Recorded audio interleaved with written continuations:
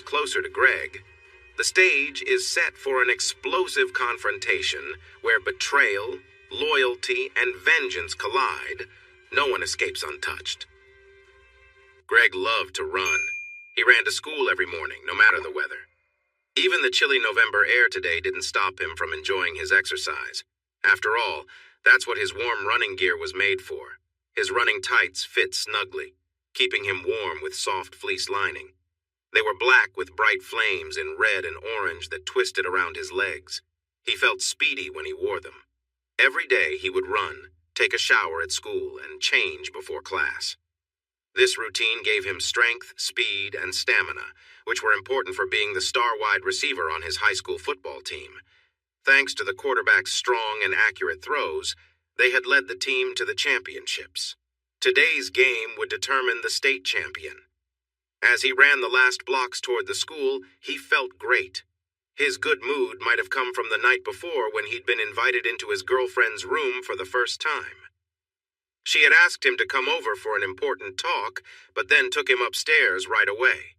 She had smiled at him while sitting on her bed. He had looked around her room, noting the posters of boy bands and actors, which was exactly what he expected.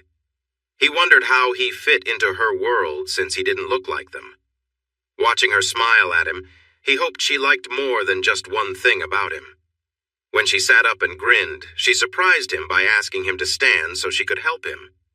Coming back to the present, he crossed a busy street and waved at a few friends in their cars, waiting for the light. As he continued, he chuckled at the memory of the exciting night before. Though things hadn't gone exactly as he had imagined, it had still been a step forward in their relationship. Crystal had been hesitant to give him more than sweet kisses and let him appreciate her beauty. He thought it might be a sign that she was struggling with certain feelings.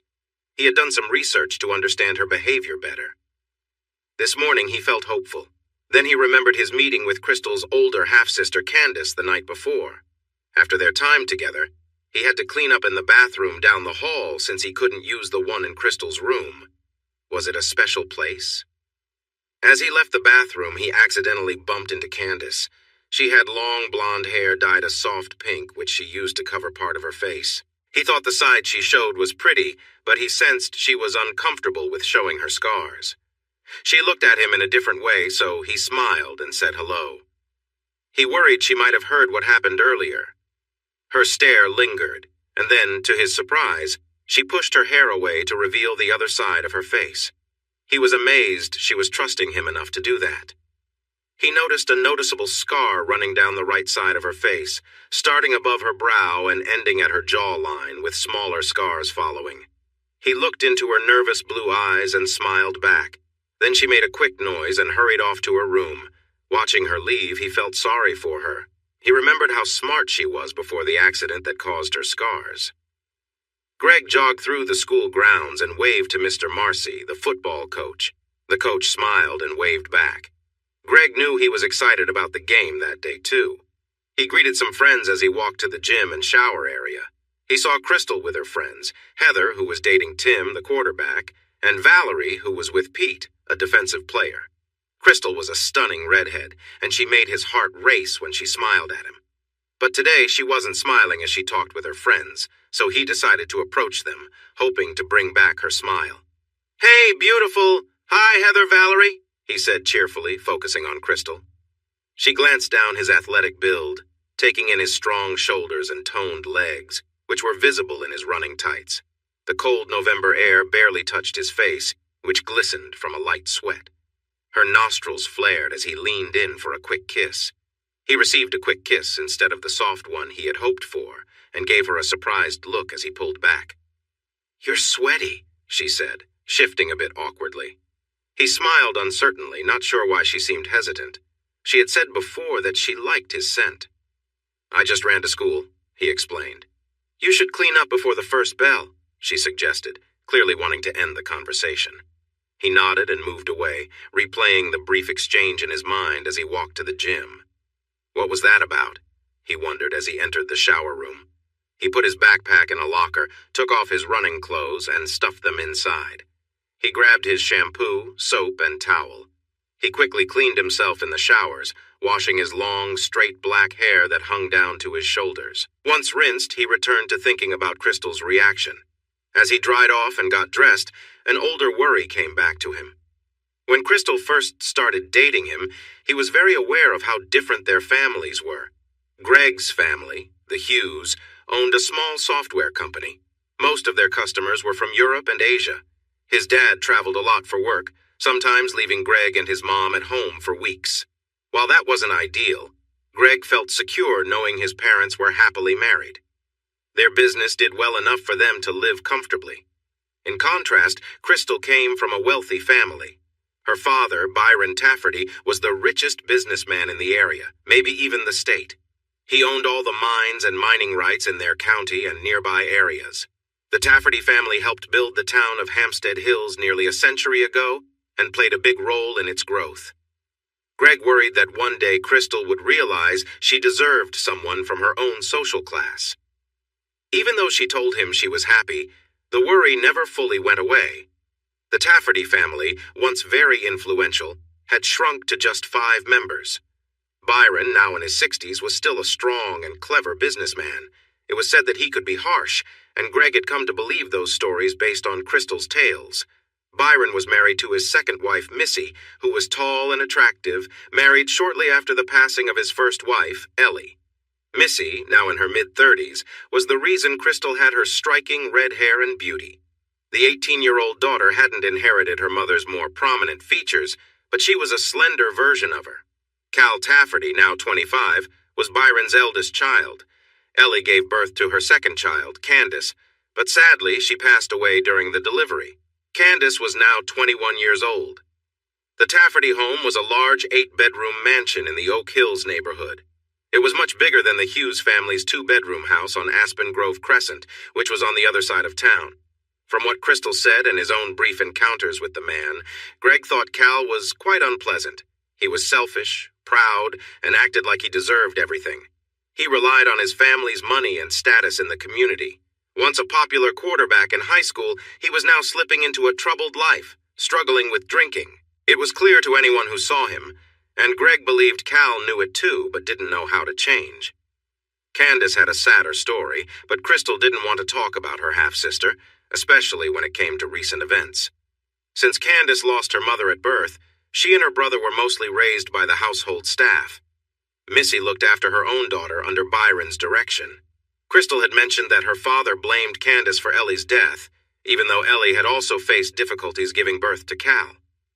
During her early years, Candace found comfort with the cook who cared for her until Byron discovered this and fired the cook that same day. This made Crystal upset as well. While Cal barely managed to keep up with his schoolwork, focusing more on football and his friends, Candace was very bright but struggled to connect with others. No one really liked her because her sharp comments pushed people away. She was smarter than most and made sure everyone knew it. Adding to this perception, she was also much taller than her peers. Candace started growing taller at a young age, setting her apart from other kids. She was always the tallest in her classes, and unfortunately, other children teased her, giving her the nickname Taffy for her height. By the time she graduated, she stood 6'2" with long, golden blonde hair.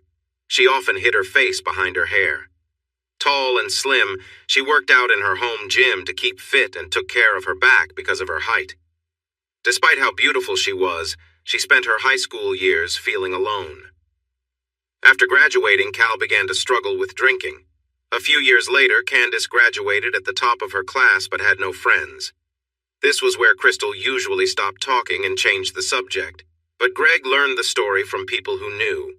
The year Candace graduated, there was a big party for her classmates, and, to everyone's surprise, she arrived in a taxi. Even though she tried to join in, no one talked to her, and she ended up drinking until she fell asleep on a porch swing. When she woke up, the party was ending, and someone had taken money from her wallet. She couldn't pay for the taxi home, so she called her family for a ride. Cal came to pick her up, having had a few drinks himself. He got her into his car and drove away quickly, not paying much attention. The next morning, people in town heard that Cal had crashed the car into a tree, and Candace was in the hospital with serious injuries. When Candace finally woke up, she showed signs of major brain injuries. She was no longer the smart young woman she used to be. She now acted like a young child. The sadness of it made Greg feel uneasy. The bell rang, bringing Greg back to the present. He had been sitting on the bench in the locker room, lost in thought. He quickly finished getting ready and hurried off to class. He would think about what was bothering Crystal later. "No, Candy, you can't go into the maternity ward," the nurse said. Large blue eyes looked back at Nurse Hershey. She was not fond of Candace. The very idea of mental challenges made her uncomfortable. Candy tried to enter the ward again, but heard a sigh behind her.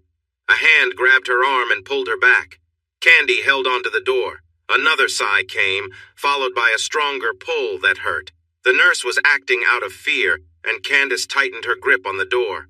Frustrated, she said, "If you're going to be like this, I'll get Margaret. She's the head nurse and will make sure you can't volunteer here anymore. Is that what you want?" Candy pouted but kept holding onto the door with her blue eyes wide.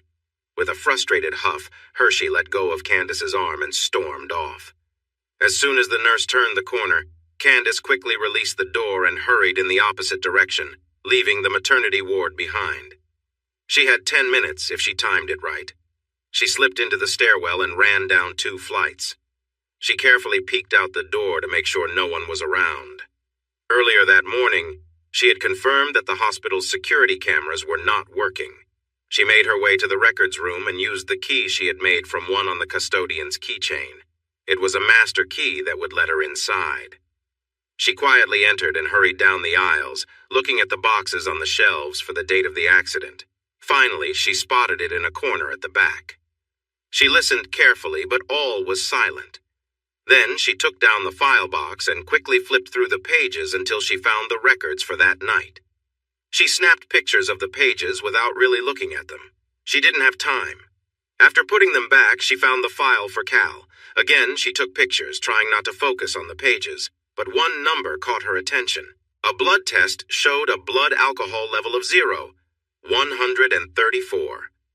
She paused for a moment, knowing her brother had been drunk, but this was proof.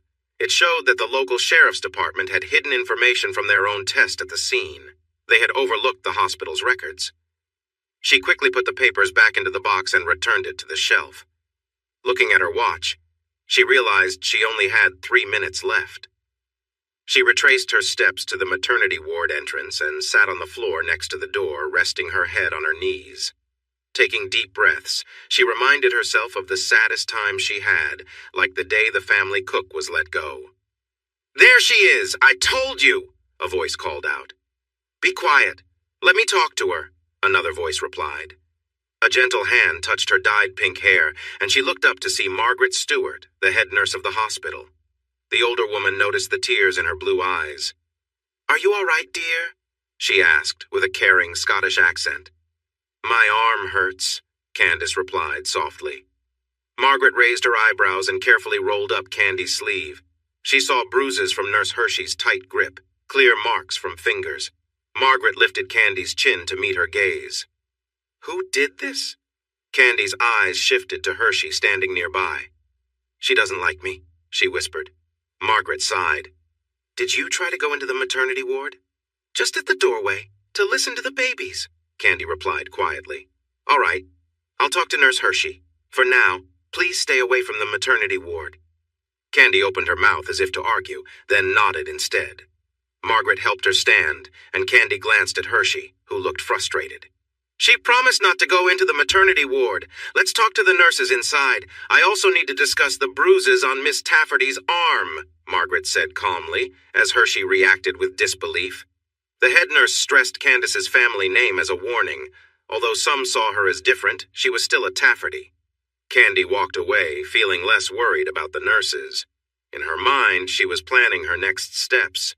She felt bad for having used Mrs. Stewart's kindness. She had come to see that the strict woman had a gentle side. Once she reached her goal, she would sincerely apologize.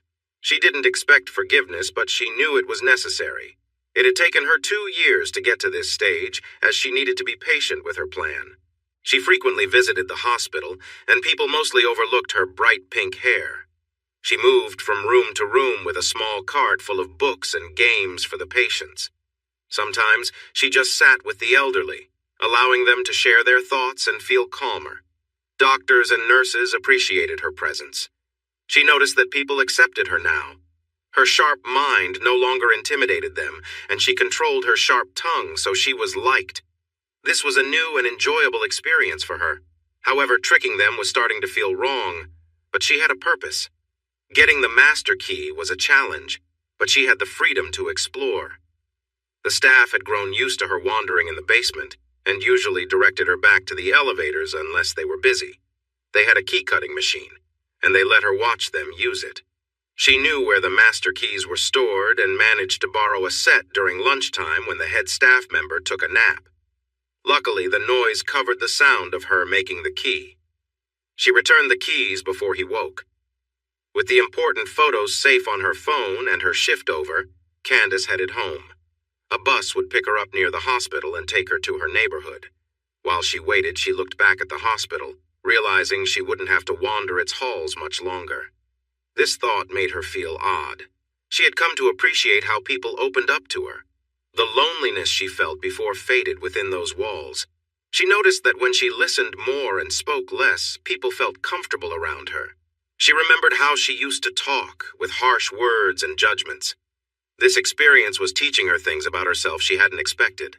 Then, her memories drifted to the hard night after the accident when she woke up in pain and heard her father telling the doctor that there would be no more treatments for her injuries. He said the scars would be a punishment for her carelessness. She was taken aback by the harshness in his voice. She realized that night he wanted to let her go. He knew how smart she was, and probably worried that she would discover the financial plans he was making with the company's money and the workers' pension. She had a clear idea of what was going on, which supported her theory. At first, she wanted revenge against that terrible person. She planned to use Byron's wrongdoings against him. The best way to do this was to act like she needed him. This gave rise to her plan to pretend she was vulnerable. It was easy to stay quiet in the early days after she woke up. Acting like a simple child was harder, but her injuries helped her seem more convincing. It fit what the doctors expected. When a specialist came to evaluate her, Candace noticed that the woman had already formed an opinion based on what she heard.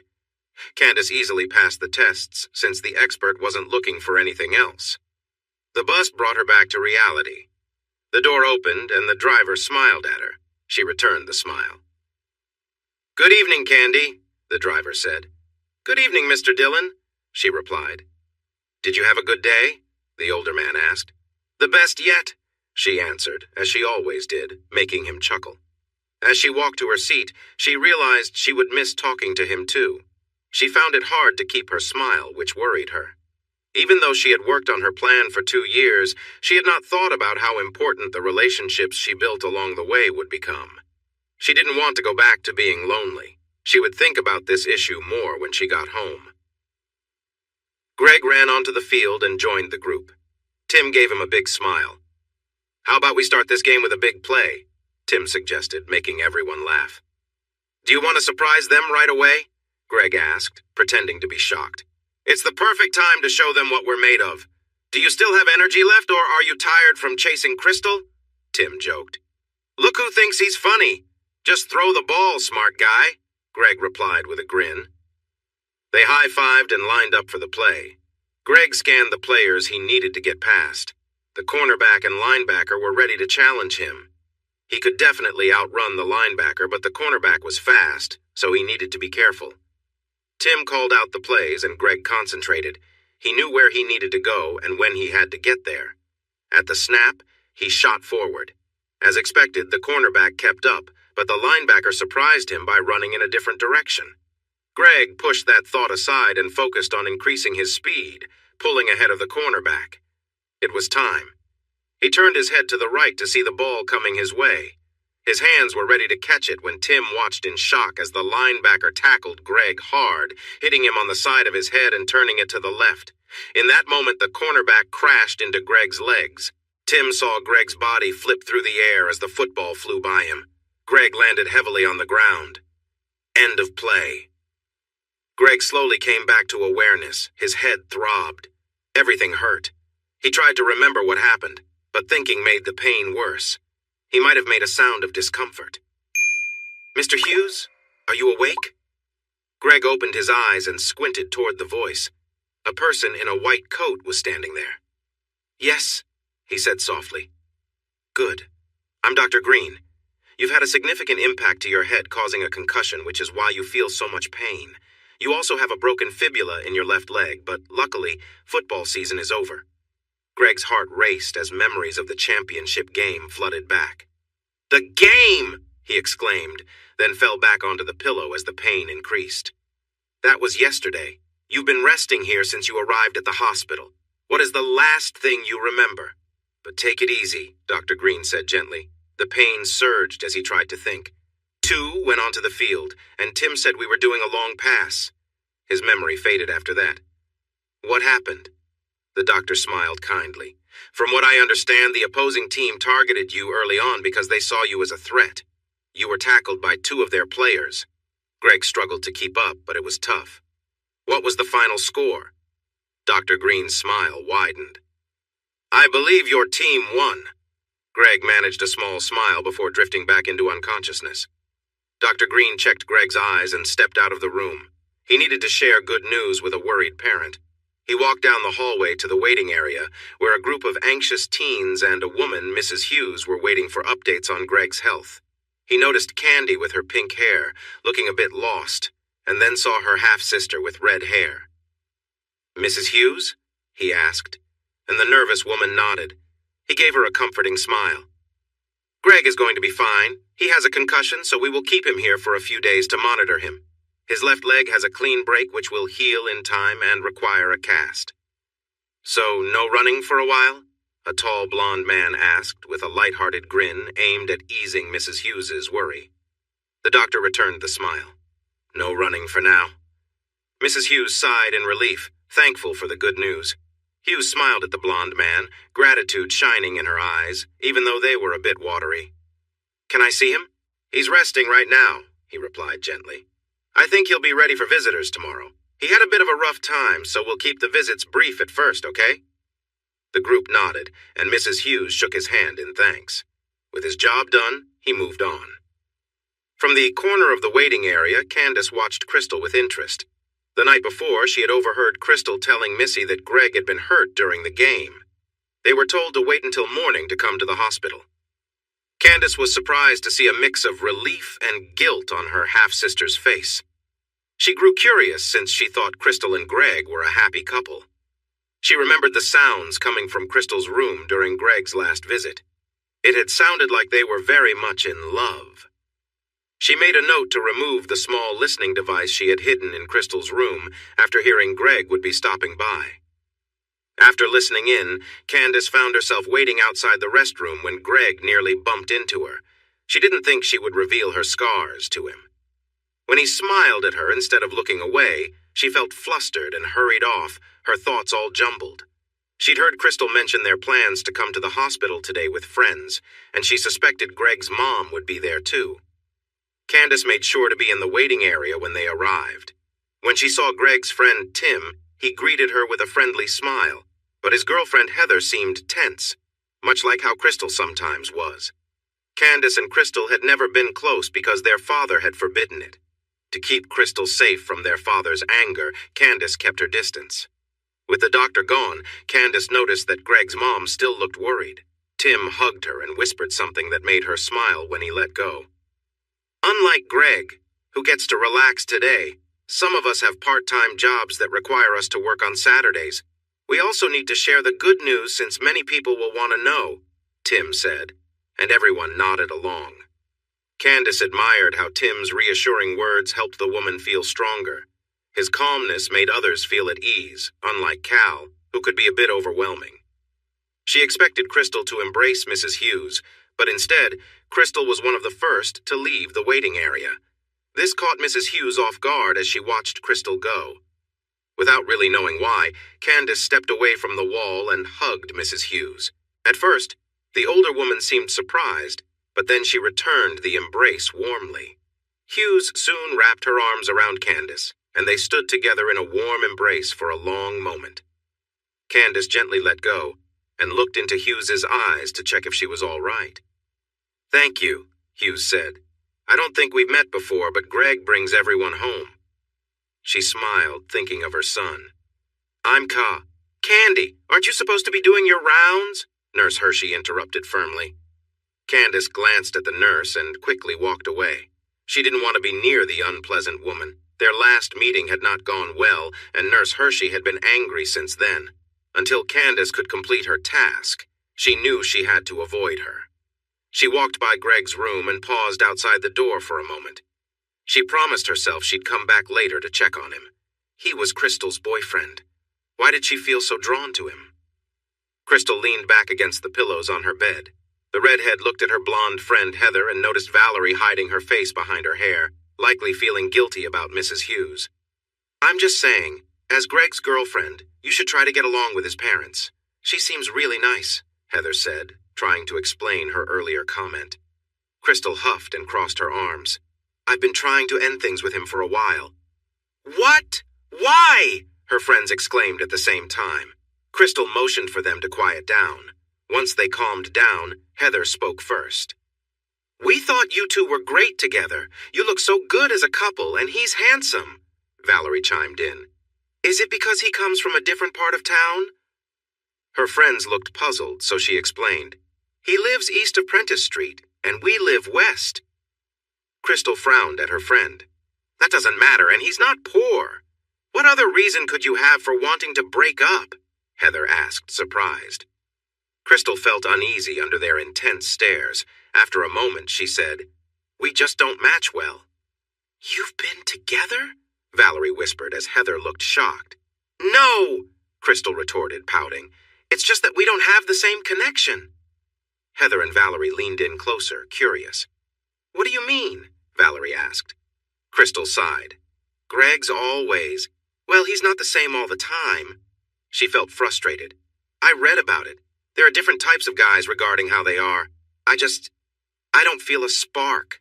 Heather and Valerie exchanged confused glances before turning back to Crystal. What difference does that make? He's too big for me, Crystal complained. You keep saying that, and now I'm imagining something huge. Valerie giggled, making her friends laugh too. When the laughter faded, Crystal shook her head. He's maybe 7 inches long, but really thick. Too thick for me. You've tried? Heather asked gently. Crystal shook her head again. We haven't been together that way yet, but I know it won't fit, she said firmly. You mentioned wanting to break up weeks ago? What happened? Heather asked, as Valerie went back to imagining. Crystal looked at Heather. Every time I thought about ending it, I got scared. I always ended up being with him just one more time. You said you didn't go that far, Valerie remarked. We haven't, but Greg knows how to make me feel amazing.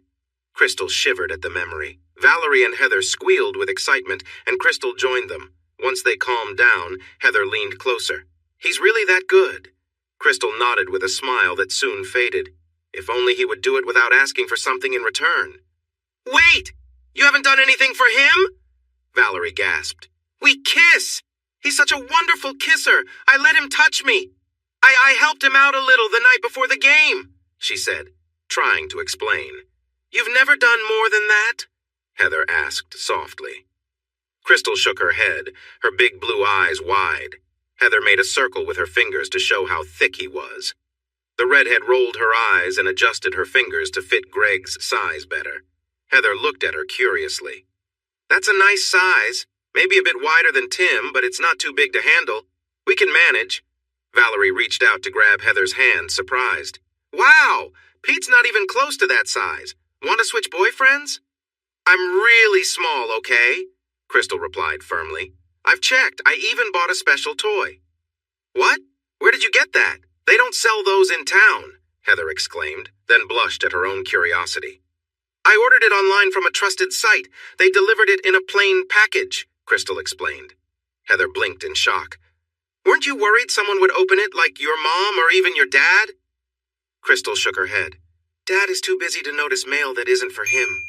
She paused, then added, Mom's ordered things like that too because Dad is always working. More giggles followed. Finally, her friend's earlier words sunk in. Wait, you two seem to know a lot about your boyfriends. You've been with him. They smiled, and a wave of jealousy washed over the redhead. Maybe if you stopped calling it that, you'd worry less about it, Heather suggested, trying to lighten the mood. She noticed the anger rising and quickly added, "But I'm really envious of the attention Greg gives you.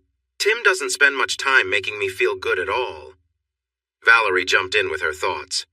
"Pete doesn't do much in that area either. I wish I could experience what Greg does for you, even just once." They had managed to shift her anger, but sadness took its place. "I have to end things with him, but I feel so attached to the happiness he brings me." Heather chuckled, but saw her friend was serious. "How often do you even see each other?" 2 or 3 times a week, Crystal sighed. "Wow!" Valerie exclaimed, her mind racing with the idea. Heather was trying to think through it all. "How do you find the time with everything else you have going on?" Crystal smirked playfully. "We usually get together at his house after school since his mom is at work. He enjoys it a lot," she added with a cheeky smile. "We even found a moment in a supply closet at school. That was a quick but thrilling experience." "And all this time you didn't think about returning the favor? Is he really just that easygoing?" Heather wondered aloud. Crystal threw a pillow at her playfully. Heather frowned. "Come on. You have to admit your relationship feels unfair." Crystal returned to her pout. "I know, all right. It's just, he's a lot to handle," she grumbled. "Then you should let him go as gently as you can. It's going to hurt him and make him upset. But the longer you stay, the harder it's going to be for both of you," Heather said softly. Crystal glared, but knew what Heather said was true and nodded. Still, the timing was awful. Greg leaned back against his pillow, watching the clouds drift past his window. He felt a lot of his current peace and comfort came from the medicine he was taking. The concussion was finally getting better, and he only had to deal with his broken leg now. He heard a noise and turned to see his mom entering his room. The second bed was empty, so they had some privacy. Seeing her smile made him smile in return. "Hi, Mom." Her smile grew wider, lighting up her eyes. He loved seeing her happy. "Good morning, sweetie. How are you feeling today?" she asked. "I'm feeling pretty good, if you know what I mean," he replied with a grin. Her smile turned into a playful smirk. "Should I ask the doctor to lower your medicine?" "Please don't. I think it's too soon for that. I can still feel some pain behind the good feelings from the medicine. I'm thankful for it right now," he said, wincing slightly as if to prove his point. Her face showed worry again when she noticed him flinch a little. "Is there anything I can do for you?" she asked, holding his hand gently. He smiled back at her to reassure her. "Not right now. I think the doctors are managing. Have you heard from Dad?" She nodded, a smile returning to her face. "He called last night and wishes you a quick recovery." "How did his meeting go?" Greg asked, closing his eyes to ease the pain in his head. When he felt warmth on his forehead, he opened his eyes and saw his mom pulling back. "It went well, but talks are still ongoing. I can see you're still hurting from your concussion, so I'm heading to work now. I will check on you later, okay?" He nodded and smiled, feeling himself start to drift off again. It seemed he still had a long way to go in recovering from his concussion. Greg turned his gaze to the window to watch the clouds go by, but soon drifted off to sleep before he could see them moving. Candace did her rounds and timed her visit to Greg's room for when the nurses were busy with other patients. She hid her cart behind a spare bed. When the hallway was clear, she quietly entered his room and listened. The only sound was Greg's calm breathing as he rested. She tiptoed closer and looked down at his peaceful face. He seemed so relaxed and innocent. But deep down, he wasn't innocent.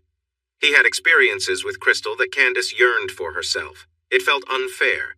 She had never had a boyfriend. She had never been kissed. She had never felt a man's touch. Candace longed for those things, and it seemed like Crystal was wasting them. Last night, before she could take her listening device away from Crystal's room, she overheard her sister and her friends giggling behind a closed door. Unable to help herself, she listened in and heard her sister's confessions. Candace bit her lip as she imagined Greg being close, his hands in her hair, his warmth beside her. Then she remembered when he accidentally bumped into her in the hall. She sighed softly, and Greg slowly opened his eyes. She froze. "Candace?" he said quietly, his voice heavy with sleep. She panicked slightly, knowing she was taking a risk. He seemed curious and not alarmed to see her there. "Is Crystal here?" he asked, his voice hopeful. Her heart ached for him. After hearing Crystal with her friends last night, she knew what Greg might expect. Unless Crystal gave in to her own wants again. Candace wasn't sure how that would turn out. She realized how much her little sister had changed.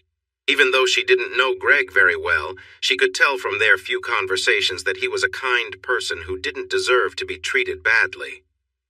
"Is everything all right? You look sad," he said. His voice brought her back to reality, and she put on a forced smile. His gaze drifted to the door, as if waiting for Crystal to come in. It was hard for her to watch, so she quickly turned away and stepped out of the room. She grabbed her cart and moved on. One thought kept repeating in her mind. It wasn't fair. On Monday afternoon after school, Tim and Heather visited Greg and found him awake. "Hey, buddy. Sorry we didn't come by yesterday. The doctor said you needed some rest. How are you feeling?" Tim asked, shaking Greg's hand. "My head doesn't hurt as much when I think," Greg answered. "Wow, you're getting better," Tim joked. "You're a jerk." Greg laughed back. Heather smiled at their joking and leaned in to quickly kiss Greg on the cheek. She couldn't help but think about what Crystal had told her. "Thanks, but what was that for?" Greg asked, surprised since she had never done that before. She blushed. "You just scared us all," she replied, feeling embarrassed. Tim chuckled. "Oh, I see what you're doing, Greg. You hurt yourself on purpose to take all our girlfriends with this act." Greg laughed, happy to see his friends. While he had needed some quiet time, he felt a bit lonely. His mom had visited for a few hours on Sunday, and Candace had popped in a few times to check on him. He missed his friends and was thankful Tim was there. The tall blonde gave Greg a mock bow. "On behalf of the team, I want to thank you for bringing us together. We worked as a team and crushed our opponents 473 to win the state championship." Greg raised an eyebrow. "You actually managed to throw to Butterfingers, Ron?" Tim laughed. "Ron was so inspired by you that he caught everything I threw. His new nickname is Peanut Butterfingers because he caught every pass." Greg's stomach rumbled. "Now I want some peanut butter." Tim's smile faded. "I left the donuts I got for you in my truck. Hang on a sec." Heather stayed behind as Tim rushed out. After a brief moment of silence, she suddenly sat on the edge of the bed, pulling the sheets tight across Greg's lap. She glanced down and realized she should not have looked. "Oh, I'm sorry," she blurted out, as Greg quickly adjusted the sheets. After seeing the evidence, her mind flashed back to the earlier conversation. "Crystal said you were too big," she whispered, feeling flustered. Greg was surprised that Crystal would talk about their personal time. Then he froze, realizing what she meant by too big. His eyes met Heather's. As she tried to calm down, Heather's words spilled out. "But she thinks highly of your skills." Greg's face turned red with embarrassment and annoyance. Just then, Tim burst into the room, slightly out of breath, holding a box of donuts. His smile vanished when he noticed Greg's anger and the worried look on Heather's face. "What's going on?" Heather didn't trust her words anymore, so she just shook her head, looking sad. "Crystal has been too open about our private moments. That needs to change if she wants to stay my girlfriend," Greg said firmly. Heather lowered her head, trying to hide her feelings, but both Greg and Tim knew something was wrong. Tim placed the donut box on the small table beside the bed and gently lifted Heather's chin to meet her gaze. "I think it's time for the truth." Heather glanced at Greg and then back at Tim. "He'll find out later today when Crystal comes. It's not my place to say. I've already made things complicated. Crystal will tell him." Great. She's going to end things with me, Greg thought, confused because everything seemed fine between them. He couldn't help but wonder, "Is it because she thinks I'm too big?" he whispered.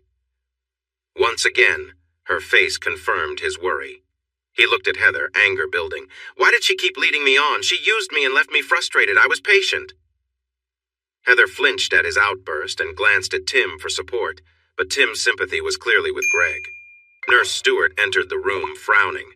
"What's going on? No shouting allowed in the hospital." Heather stood near Tim, looking sorrowful. The head nurse saw the distress on Greg's face.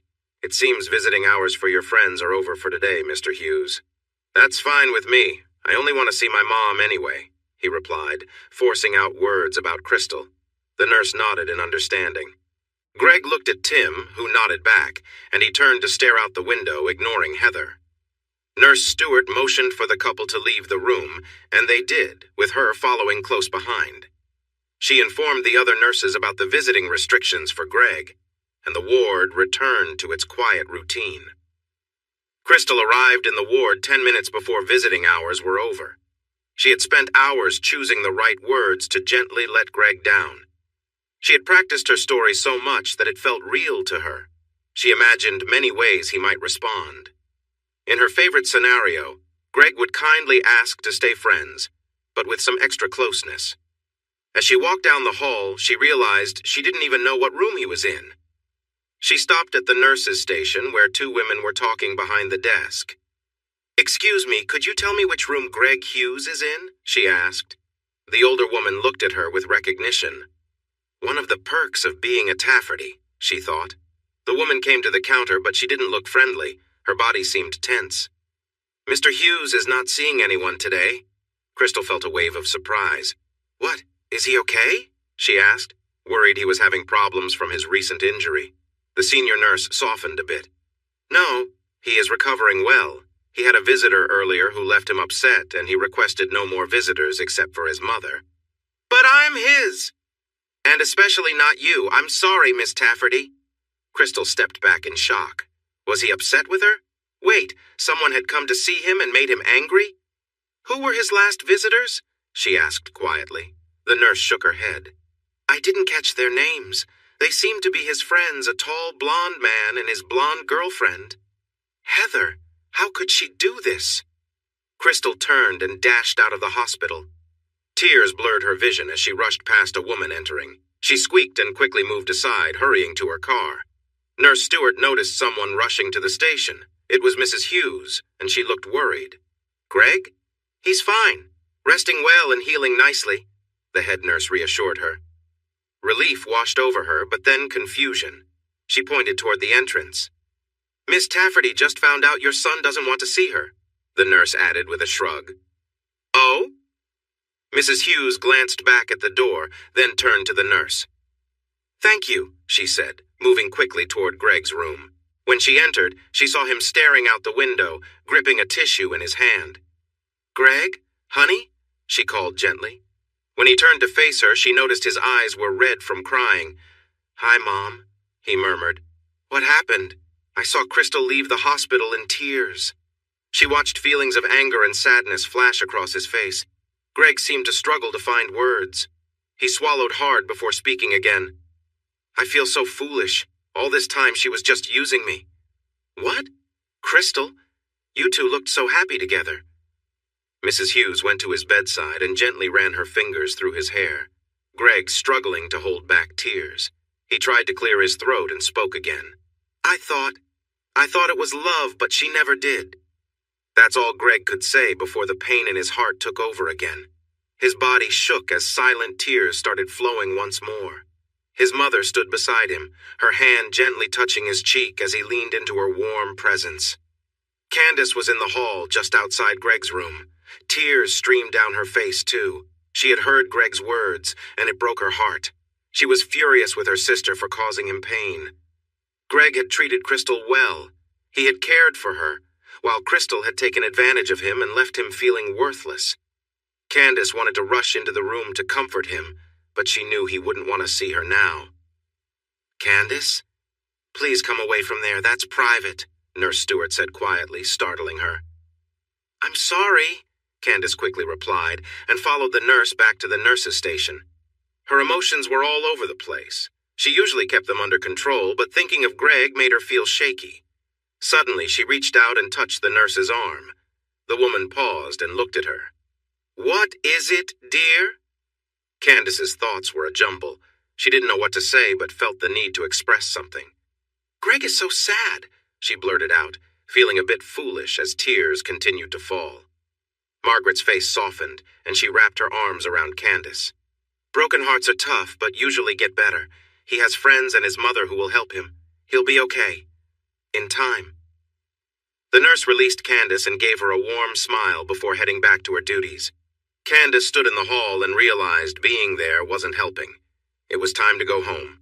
Crystal took another gulp of her father's whiskey, wincing as it burned her throat. When she finished, she noticed the bottle was empty. It had been half full when she started. As she tried to put it back on the bar, she missed and dropped it. To her relief, the bottle bounced and rolled away instead of breaking, and she felt a little unsteady on her feet as the room spun around her. She grabbed the back of her father's chair to steady herself. She felt furious with Greg for what had happened at the hospital. Why couldn't he have listened to her? She would have ended things without all the drama, and they could have parted as friends. Maybe he would have still wanted to be close to her in some way. Crystal felt a strange mix of emotions as anger surged through her. She knew she had hurt him, and that realization stung. She felt a deep sense of regret, but she believed she could have eased his pain if only she had spoken to him before Heather told him everything. Crystal turned back to the bar, grabbed another bottle, and poured herself a drink. She slammed the bottle down and stared at it to make sure it stayed there. Then she knocked back the shot. It went down, but the burning sensation was worse than she expected. She coughed and let go of her glass as she stumbled back from the bar. She bumped into the arm of a chair and fell against it. She tried to turn, but the arm hit her hard. Pain shot through her and she felt sick, spilling her drink onto the carpet beside the chair. Her head spun so much that she fainted right there. Byron was in a bad mood when he got home. He had to fire one of the accountants after catching him snooping where he shouldn't have been. The new accounts Byron set up to move money from the pension fund and the corporate accounts were ready to go. That rude employee, Taylor, almost found the entries in the logs before Byron could erase them.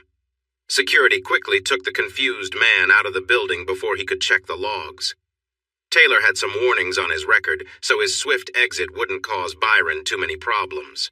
All he needed was 2 days to create a nice savings for himself at his private estate in French Polynesia. He stood in the large entrance of his mansion and looked at the old portraits of his ancestors. Their stern faces seemed to watch over him, judging him. Forget them. The Tafferty legacy ended with him. His son was a drunken fool with neither the ambition nor the smarts to carry on the family business. Candace had caused the loss of the woman he loved, and Crystal was just another self-centered person. After Ellie passed away, everything changed for Byron.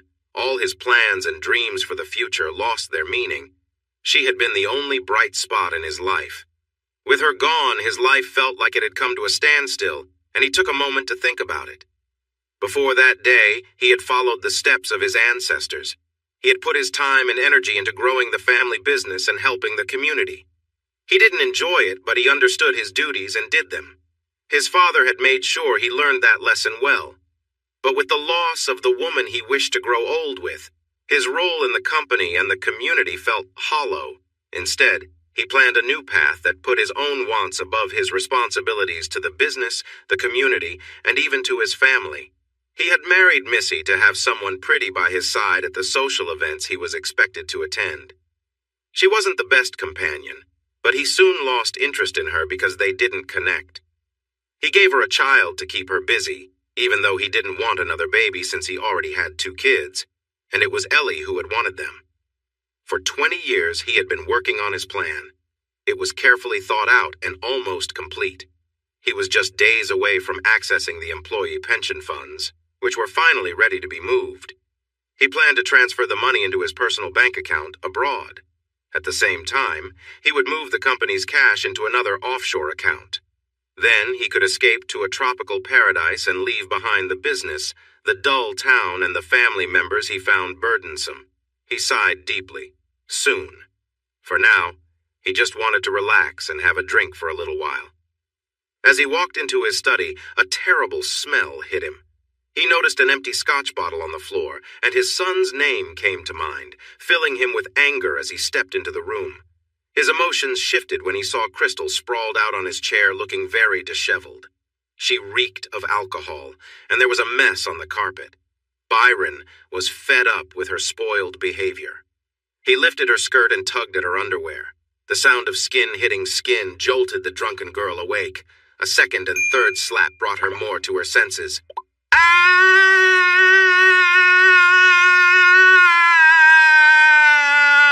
shouted. Her scream only fueled Byron's anger, and he struck her harder, randomly hitting each side. "Daddy! Please! Ah!" Crystal yelled, distressed. Her screams caught the attention of Missy, who rushed into the study wearing her robe and slippers. She hurried to Byron's side and grabbed his arm. "Byron! What are you doing?" she yelled in shock. He pulled his arm away from her grip, glaring at her. "I'm doing what should have been done long ago to stop her from being spoiled. You give in to her too much." He slapped Crystal again, making her scream louder, and Missy finally snapped out of her shock and tried to grab his arm again. But instead, he accidentally hit her with his hand. She stumbled backwards, tripped over the empty bottle, and crashed into the liquor cart, hitting her head. She fell to the ground, and some things shattered, cutting her arm in the process. "God damn it! Look at the mess you've made!" Byron shouted at Missy. Candace stood just outside the study, holding her phone close to her ear. She heard it ring, and then someone picked up. 911, what's your emergency? Candace took a steadying breath to stay in character. "Daddy is hurting Missy and Crystal. He knocked Missy down, and she's bleeding. I think they're hurt." "Who's speaking?" asked the operator. "Candy Tafferty," Candace replied, catching the operator sighing at the call. "All right, Candy, I'm sending ambulances and a police car to your address, okay? Stay on the line." "Candy, are you snooping?" Cal's voice came from behind her. He grabbed the phone out of her hand and pushed her back against the wall. Her head throbbed from the impact. He glanced into the study, noticing Missy lying still on the floor with blood on her clothes. "Is that blood?" The 911 operator's voice was still on the line. "Sir? Who am I speaking to?" Cal finally looked at the phone in irritation and hung up. He dragged Candace into the study and tossed her phone onto the couch. As she fell onto the cushions, she quickly grabbed the phone and hid it under her waistband. She glanced up at Cal, who was distracted, assessing Crystal's injuries. "She's got some cuts," Cal remarked. "What were you using on her?" Byron looked down, noticing blood on his ring. Outside, flashing red and blue lights signaled the arrival of the police and ambulance. Byron scowled. "Why are they here?" he barked at Cal. Cal raised his hands defensively. "It was Candy!" A loud knock came at the front door. Cal simply stared, smirking at his father. "Go tell them to leave," Byron ordered. Cal huffed, irritated. "That's a cop. He won't just listen to me." "Get to the door! Be useful for once!" Byron shouted. Cal threw Byron a defiant look and left. Candace quickly moved to check on Missy, noticing a deep cut on her arm. She found a cloth napkin from a nearby cart and tied it tightly around Missy's wound to stop the bleeding. Suddenly she felt a blow to her head and everything spun. Byron was dragging her away from Missy, gripping her hair tightly. The pain made her cry out. "Are you pretending?" he hissed, glaring down at her. Candace stared up, her wide eyes filled with real fear. He looked like he might hurt her again, and her head was still spinning from his hit. She needed him to fall for her trick. "You're hurting me!" she cried in a small voice. Then his gaze shifted from doubt to disgust as he bought into her act once more. He let go of her hair with another tug and turned to see a police officer standing in the hallway with a worried look on his face. The officer stepped inside to make room for the paramedics who were coming in. Two of them arrived right away. One went to Missy and the other quickly moved to Crystal. Candace knew she had to leave the house tonight. If the paramedics were taking her stepmom and sister to the hospital, that would be the safest place for her, too. The police wouldn't keep her safe. She silently slipped away while the officer talked quietly to Byron. She hurried up the stairs to her bedroom and changed her clothes, right down to her undergarments. Her head still hurt from his hit, and she wondered if she had a concussion. She grabbed her little Hello Kitty purse, swung it across her body, and went back downstairs. Hearing Byron and Cal arguing loudly, she quickly ran outside and climbed into the back of the ambulance with Missy strapped to a gurney. The paramedic closed the back door and noticed her. "No, Candy, you need to stay home." She shook her head and winced. The man frowned and climbed in. He quickly checked the bruising on the side of her face and looked at her pupils. His expression changed as he realized what had happened. "Looks like he hurt you too," the man said. He turned and closed the doors. "Let's go," he called to the driver, and they set off.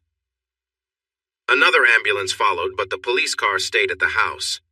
On the way to the hospital, the paramedic glanced at Candace, who was leaning against the wall, looking tired. "Did you put the napkin on this woman's injury?" he asked. She nodded, careful not to move too much. "You did a good job. You may have helped her a lot," he said, and Candace gave him a weak smile. Soon they arrived at the hospital, and Candace's headache got worse. She had trouble keeping her eyes open. They checked her in along with Crystal and Missy, but since her injury wasn't as urgent, they put her in a waiting area. The emergency room was very busy, and the ambulances quickly went back out. Candace heard someone mention a multi-car accident on the nearby highway. She was holding her head in her hands as the pain throbbed when Nurse Stewart came to talk to her. "Candace, dear, why are you still here?" Then she noticed the wristband. "Oh, what happened?" "Daddy hit me," she managed to say while pointing to the side of her head. "He hurt Crystal and Missy, too." Margaret checked Candace's eyes and frowned. "It seems you might have a concussion, but you'll need to wait for the doctor to confirm." "Back to work already, Margaret?" She smiled at the younger man who walked into the small room to do the same check she had done. "Dr. Markle, why would I want your job when I enjoy my own respect and responsibility?" He laughed and nodded. "I agree with your assessment. There is also a cut on her temple near her hairline." He frowned. "Could it be from a ring?" He looked at Candace. "Who hurt you?" She glanced at the doctor, then at Margaret, who nodded. "Daddy." "Why did he do that?" the doctor asked. "I put a napkin on Missy's cut to stop it from bleeding." The doctor turned to the nurse and she explained, "Missy is Candace's stepmother." But the doctor continued, "How did Missy get hurt?" "My head hurts and I'm really tired," Candace said, feeling bad for making them ask more questions. "We'll get you a bed, but we just need a bit more information," Markle said. Margaret frowned. "It's unlikely anything you hear would be allowed in court. And remember who this is about?" The doctor looked away for a moment. He sighed and then turned back to the nurse. "Get her a room. We'll keep her overnight for observation. I'll see if her stepmother wants to talk." Margaret nodded and told Candace, "Just wait here while I find you a room." Candace closed her eyes, drifting in and out until someone finally put her in a wheelchair and brought her to a new room. The next time she woke up, she was in a hospital gown, resting in bed. A nurse leaned over to speak to her. "We'll check on you several times tonight. This is just to be careful. You're safe now." Candace smiled at her. Safe. If only the nurse knew. As long as her father was free, she wouldn't truly be safe. "Good morning, sleepyhead." Greg opened his eyes and smiled when he heard his mom's voice. His eyes widened fully when he saw both his mom and dad beside his bed. The curtain was drawn and he wasn't alone anymore. "Dad, you're back?" he gasped. The man smiled and took his hand. "Back? I might be a bit tired, but I'm pretty sure I'm in a hospital." Greg's mom rolled her eyes and playfully tapped her husband's arm. "George, don't tease him." She looked at her son. "How does your head feel today?" He smiled at her. "Much better. No pain at all. Does this mean I can come home?" "I think we'll find out this afternoon," his mom said, and he nodded. Greg frowned and looked at his dad. "I thought you'd be away for another 2 weeks." George smiled. "Your mother updated me on how you're doing after the accident, and I thought you could use some help during your first week back home. I'll work remotely in the evenings. Your mom can't take more time off." She made a sound of disagreement. "It's true, Marion. We made great progress on the project, and now we just need to fine-tune a few details. That should take about a week or 2. We're still ahead of schedule." Greg couldn't stop smiling, and his parents smiled back at him. Then a woman's sobs came from the doorway. Greg's smile faded as the voice sounded familiar. He looked at his mother, whose face showed concern. "Is that Crystal?" he asked softly. Marion nodded. "I overheard some nurses talking while we waited to see you. There was an incident at the Tafferty's house last night. Byron hurt Crystal, and she had surgery. Her mother did too. They're both in the room across the hall. We're not sure what happened to the mother. Candace is in the next room with a head injury." "How could someone hurt a woman who needs help?" Greg reacted angrily. "Many people are wondering the same. The problem is that the man who did this is very powerful and respected in this town." Greg's gaze drifted back to the door and the sound of Crystal crying. He felt strange that he wasn't feeling happy about the situation. I hope I can go home soon. I'm not sure how much of this I can handle. I hate what she did to me, and I'm really upset with her. I wouldn't mind if I never saw her again, but I don't want to hear her in pain. His mother smiled and held his hand. You have a kind heart, Greg. He gets that from me, his dad said with a grin. Marion rolled her eyes at her husband and then looked at her son with excitement. Oh, I heard the nurses calling Candace a hero. She was the one who called for help, and she took care of her stepmother's injury. She saved her life. Greg smiled as he remembered how Candace would cheer him up during her hospital visits. She made the place feel a little less lonely. He wondered if he could do something nice for her when he got the chance. A young nurse appeared behind his parents and caught their attention. Mr. Hughes is scheduled for a sponge bath and then breakfast.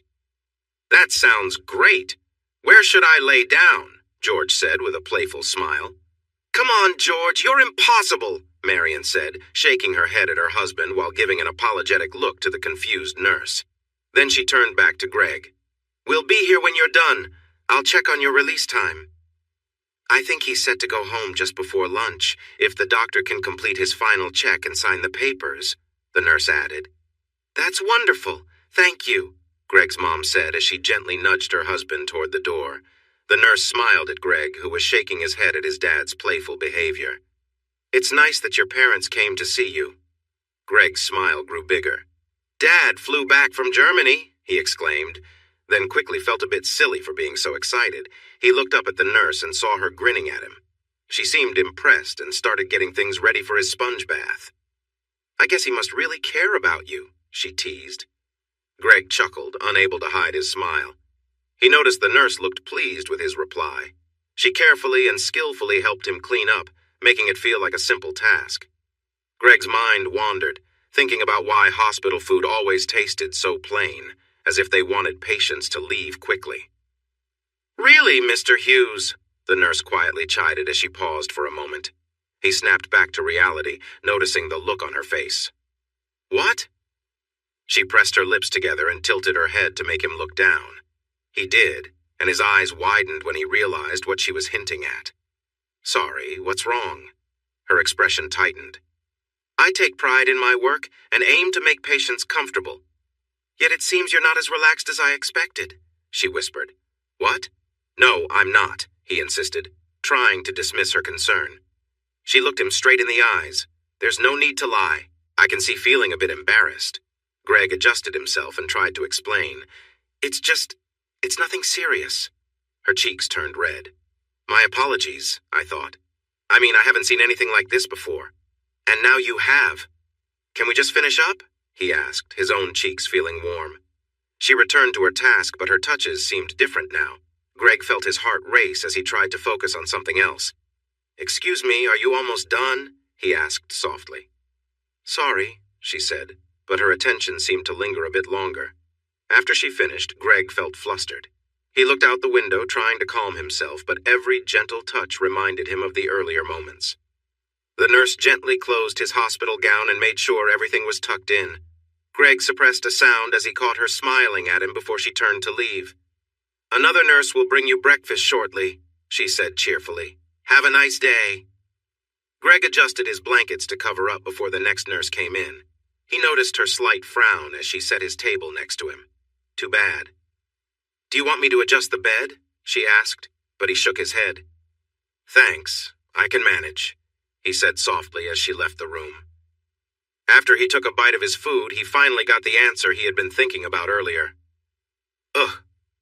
He couldn't leave soon enough. It was noon when his parents finally came to get him.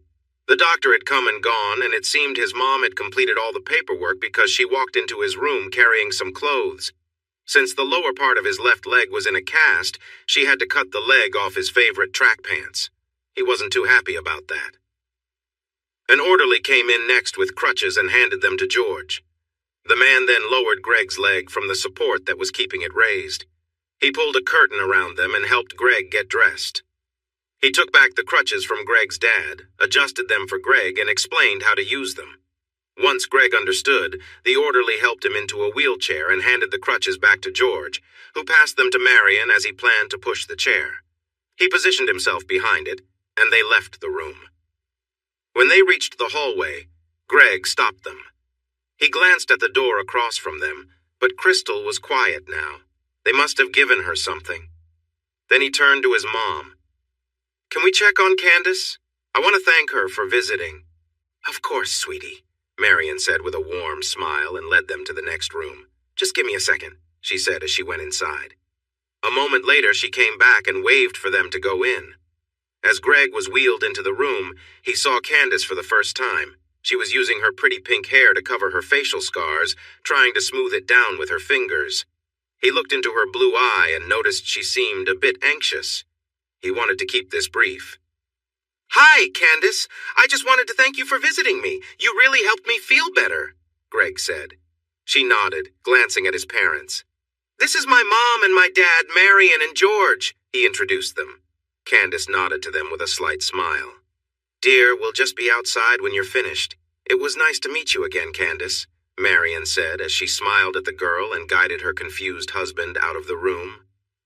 Greg watched them leave, feeling just as confused as his dad. He had said what he meant to say.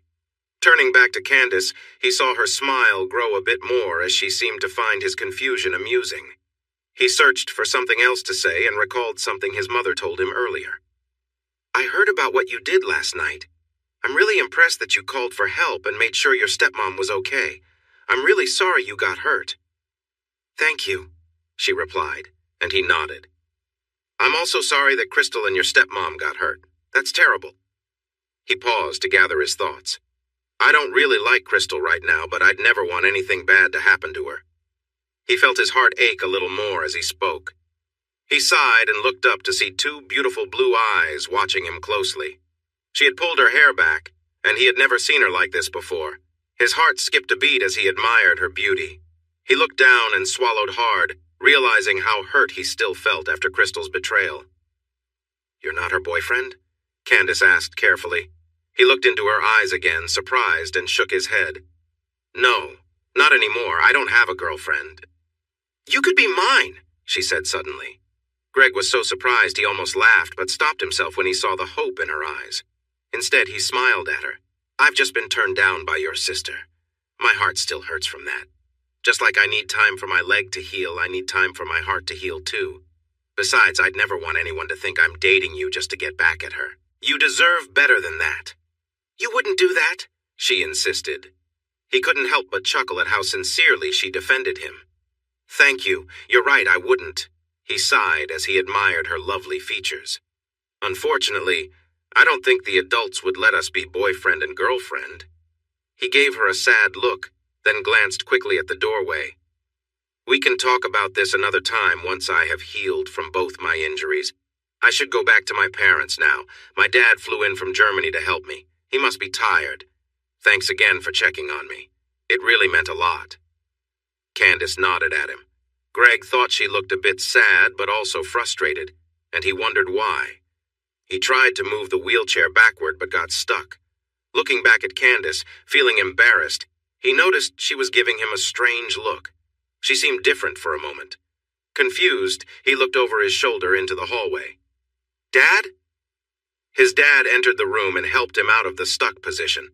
They waved at Candace, and George wheeled Greg out into the hall. His mom came forward and met his gaze. "Would you like to see how Crystal and her mom are doing?" He shook his head. "Neither of us is ready to talk. Let's go home. Dad must be tired, and I'm really hungry for real food." Marion chuckled and brushed his hair back. She then turned to her husband. "Let's go home, dear," George smiled. "Of course, honey." Greg made a face. "Ew, pet names. I did not need to hear that." His parents laughed as they wheeled their son out of the hospital. Candace leaned back against her pillow, shaking a little at how close she'd come to ruining 2 years of effort. Her feelings for Greg surprised her. There was no doubt she was attracted to him, so much so that she had tried to get him to be her boyfriend. She rubbed her face with her hands. She felt the scar on her face and remembered how Greg looked at her, noticing her bare face. He didn't seem disgusted or uncomfortable. There was no pity in his gaze. What she saw could have been her own wishful thinking. She saw longing and a kind of sadness mixed in with it. He was right. It was too soon after his breakup with Crystal. Then he mentioned that the adults didn't want them to be together. That's when she understood how big her mistake was. In wanting him, she had lost herself. She was acting like a child, almost forgetting who she really was. There was no way he could be with her, not the way she hoped, not until she was ready to tell him the truth. And then? Would Greg understand? Would he be able to forgive her? Could he care for her? Would anyone? She felt tears on her cheeks and realized she was crying. Her sobs broke free from her tight chest. The room blurred through her tears and she struggled to breathe. It felt like she was suffocating. Easy now, just breathe. Warm arms wrapped around her, pulling her close to a soft chest. The fabric felt stiff, like a uniform, and slowly her panic began to pass. She felt herself being rocked gently while someone whispered soothing words, cutting through her chaos. You'll be okay. Everything will be all right. That voice finally registered in her mind. It was Margaret Stewart. She held on to her tightly and tried to calm her racing heart as her sobs continued. She felt so alone. She had been for a long time. When these kind people found out about her lies, they would hate her, and she would be all alone again. Just thinking about it hurt so much. She had grown to cherish their kindness and needed it more than ever. Candace, dear, slow your breathing. Take it easy, just like this. Good girl. Margaret gently rubbed her back and held her close. Her voice was calming, and Candace felt her fear start to fade. Soon she could breathe more calmly, following Margaret's instructions, taking deep breaths as the tension began to lift. Once her breathing returned to normal and the shaking began to ease, Margaret leaned back to look at her. Brown eyes met blue and she smiled. Feeling better now? Candace nodded, still too shaky to speak. Can you share why you were crying? What troubled you? The nurse asked softly. It took her a few tries, her lips quivering too much to form words, but she managed to get one word out. It was the truth. Lonely. Margaret's eyes showed understanding and compassion for her. You're having a tough time at home, aren't you? Candace nodded slowly, gasping a few times as her chest felt tight again. Shh, it's okay. Just breathe slowly, Margaret said gently. Candace followed her advice, closing her eyes and focusing on her breath until she felt calmer. Shivers ran through her body as the tension began to fade. I'll see if we can keep you here another night. Since your father isn't home, I think it's best for you not to be alone tonight, Margaret told her. Candace looked at Margaret confused. Where is he? She asked. Margaret sighed with frustration. He should be in jail for what he did to you three, but the sheriff took him to his lawyer's office instead. They've been in there together for a while. She looked into Candace's eyes and saw she was calming down. Let me find out what I can do. Candace took Margaret's hand. Thank you. Margaret watched her for a moment to make sure she would be okay, then nodded and left the room. Candace's mind was spinning with the news that her father was still out there after hurting them. It didn't surprise her, but the unfairness of it took her breath away. She knew her father's plan to leave his family, his job, and the town, and she even knew when it was supposed to happen. Months ago, she'd accessed his computer looking for something she could use against him. She uncovered his messages and learned about his scheme. He planned to take money from the employee pension fund during its transfer to a new plan. The change in account numbers had been hidden from everyone but her. This change happened just 2 days ago. Candace had created an online archive to keep every email and text related to her father's scheme. She even recorded calls from his office phone concerning it. Taking a big risk, she had sneaked into his home office and copied important documents. That was when she found out about the offshore accounts. Knowing the account numbers and access codes allowed her to interfere with his plan. Candace added every document she could find that linked the sheriff and her father's lawyer to the scheme. They were helping him for a share of the money. The last piece of evidence she collected was hospital records, proving her father had the police lower Cal's blood alcohol level from an accident that left her with a scar. Today, her biggest worry was that her father might hurt her or stop her from telling the truth before she could reveal his wrongdoings. He was becoming more unpredictable as the deadline approached. If he found out what she was doing, she wouldn't be safe anywhere in the county. Even though Cal was also being let go by their father, Candace couldn't depend on him for help. He was just as harsh as his father, but he lacked the cleverness that his father had. She was all by herself. Her father's plan was about to go into action, and he had just lost his temper, almost ruining everything. Candace figured that the sheriff and the lawyer were keeping him away to protect their share of what was coming. Candace knew she didn't have much time to set her plan in motion. She realized she couldn't do it from the hospital. She had to go back home to her bedroom to get her laptop. She would have taken it with her if she hadn't been so confused. After getting her laptop, she needed a safe place to hide from her father and the sheriff. She would figure that out later. She sat up. Her head hurt, but not as much as it had the night before. She needed to get dressed and leave before the nurses came back. Standing up felt like a big win. She found her clothes from the night before in the closet. She got dressed quickly but tucked her hair into her blouse to hide its color. Once she was by the door, she waited for a break in the sounds outside, then slipped out and hurried to the stairwell, making her way down to the first floor. It was easy to leave the hospital without being seen. Getting home would be more difficult. Then she remembered the old man who lived a block from the hospital. He repaired old bicycles in his garage and sold them. She walked in that direction and saw him rolling his bikes onto the driveway. She noticed a pink bicycle with white streamers on the handlebars and smiled. It wouldn't look out of place for her at all. "Hello, Candy," he called out with a big smile. She looked closer and realized he was one of the patients she'd met in the hospital. "Mr. Nash, it's good to see you." The old man was glad she remembered his name. "Please call me Bert. I'm feeling much better. It's nice to see you." Then he noticed the bruises on her face. "Oh my, what happened?" She considered saying she fell to avoid a long explanation, but she didn't want to lie. "Daddy hit me." His eyes went wide. "Why did he do that?" Candace took a deep breath as the memories tightened her chest. "He hurt Missy and Crystal. I was trying to help Missy." Bert hugged her tightly, and she held on until she felt calmer. He let her go and smiled.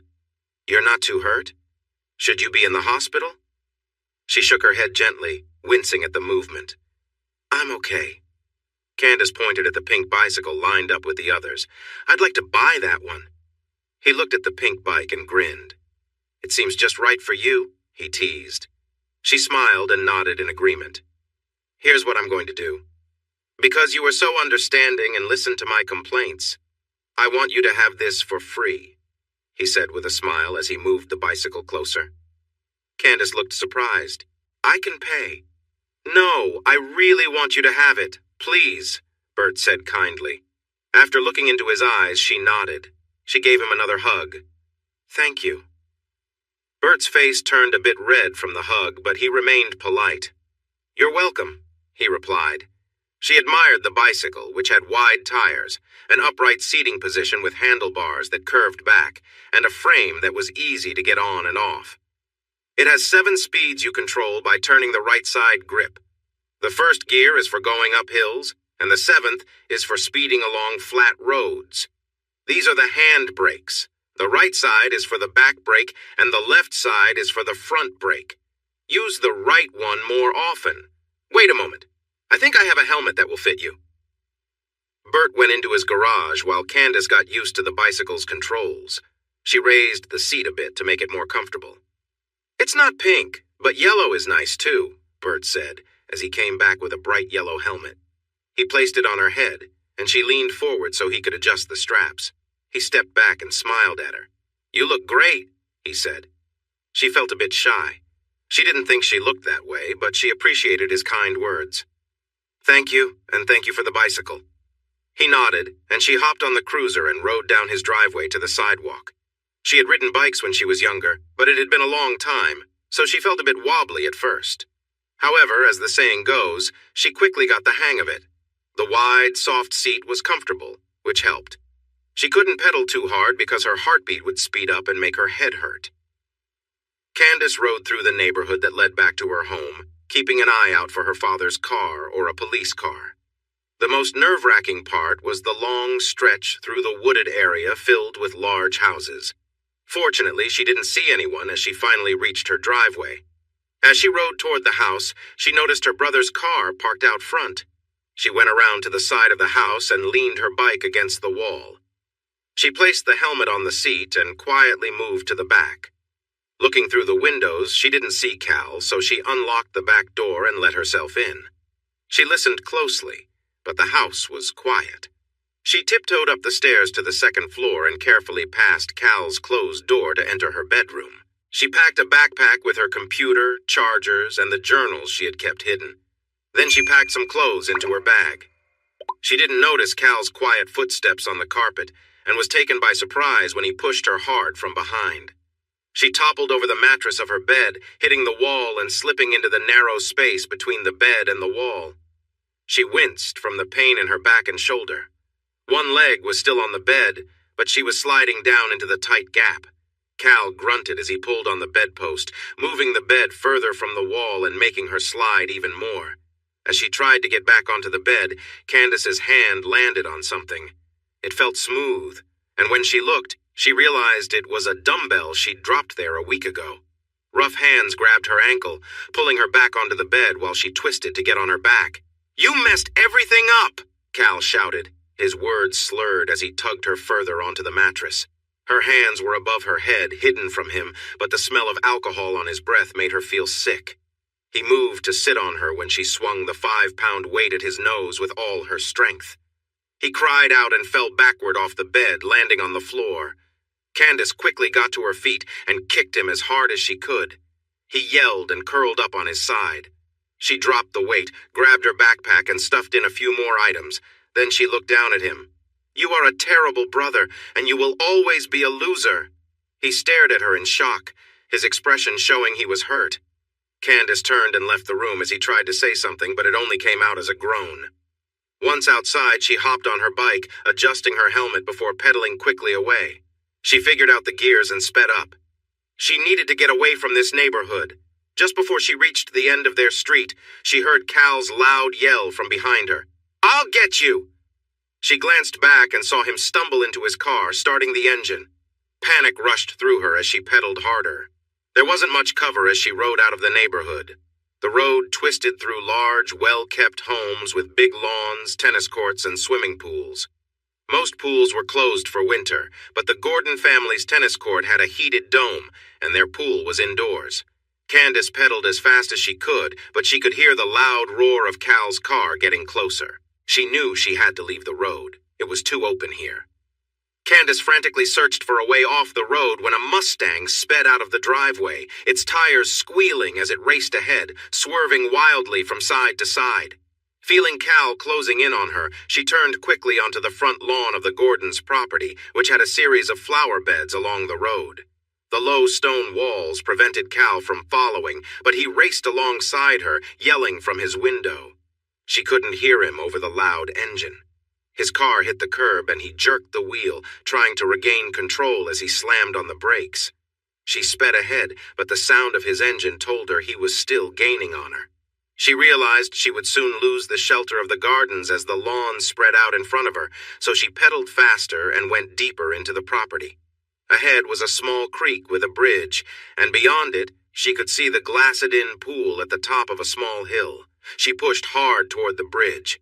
The Mustang roared as Cal drove over the curb, chasing his sister across the uneven ground. Candace's bike handled the bumps better, while the car bounced and swerved.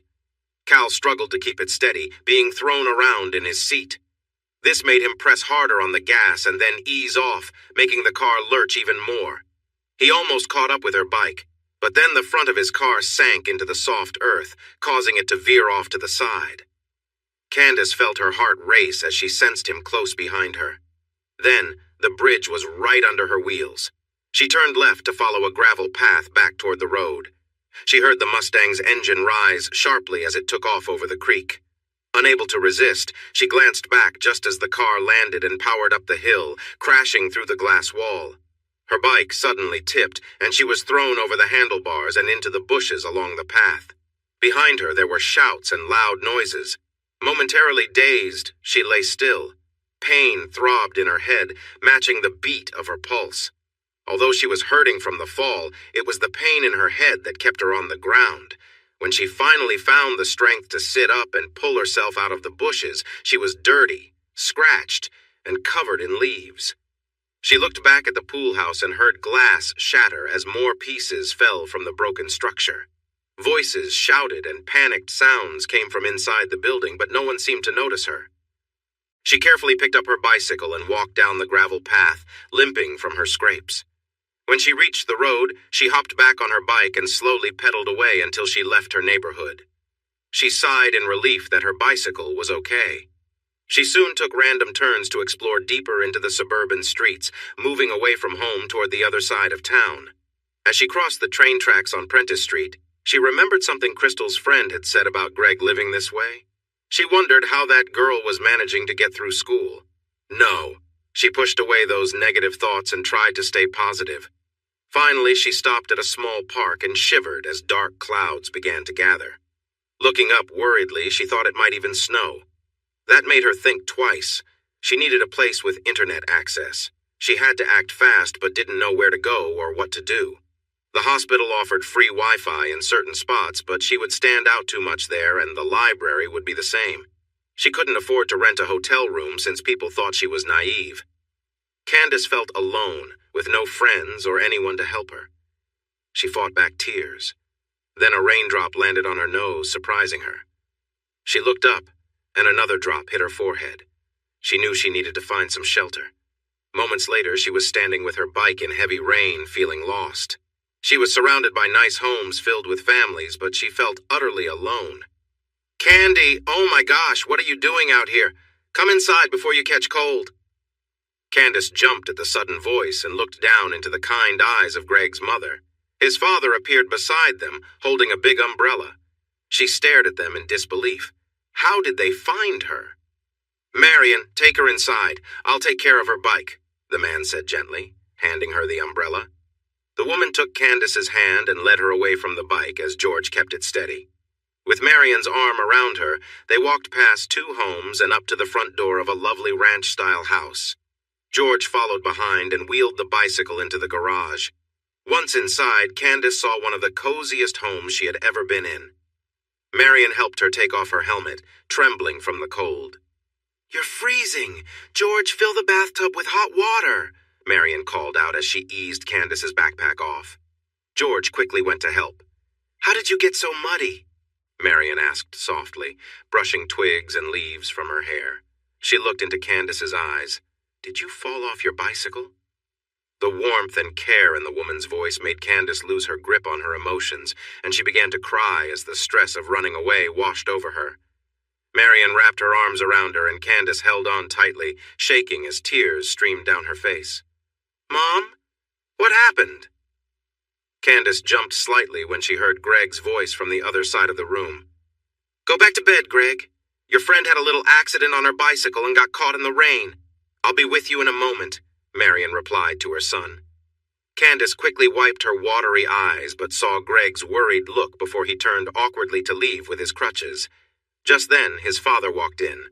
"The bathtub is filling." "Dear, please hang up your dressing gown on the hook behind the door for later," Marion said, and he stepped out. Marion bent down to untie Candace's shoelaces, taking off her sneakers. Then, she guided her across the room and into the hall leading to the bathroom. Once inside the small space, she accepted a dressing gown from her husband, gently urged him to go, and closed the door. "Let's get you out of these wet clothes and see if you have any marks worse than scratches," the mother said softly. They carefully removed the wet clothes, and Marion frowned at the number of small cuts, but assured her that none were serious. Candace felt surprisingly comfortable with the woman, even in her vulnerable state. Next, she helped Candace slowly get into the hot water. The bathtub was smaller than the one in her mansion, but the warmth was cozy, and the feeling of care was something she hadn't felt in a long time. Suddenly, Candace realized this was her last night pretending. Tomorrow, everyone would know she was not who she seemed. She would be alone and disliked, and that thought made her heart ache.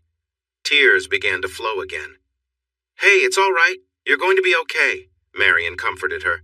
"No, it's never going to be okay again," Candace stammered, her sobs choking her.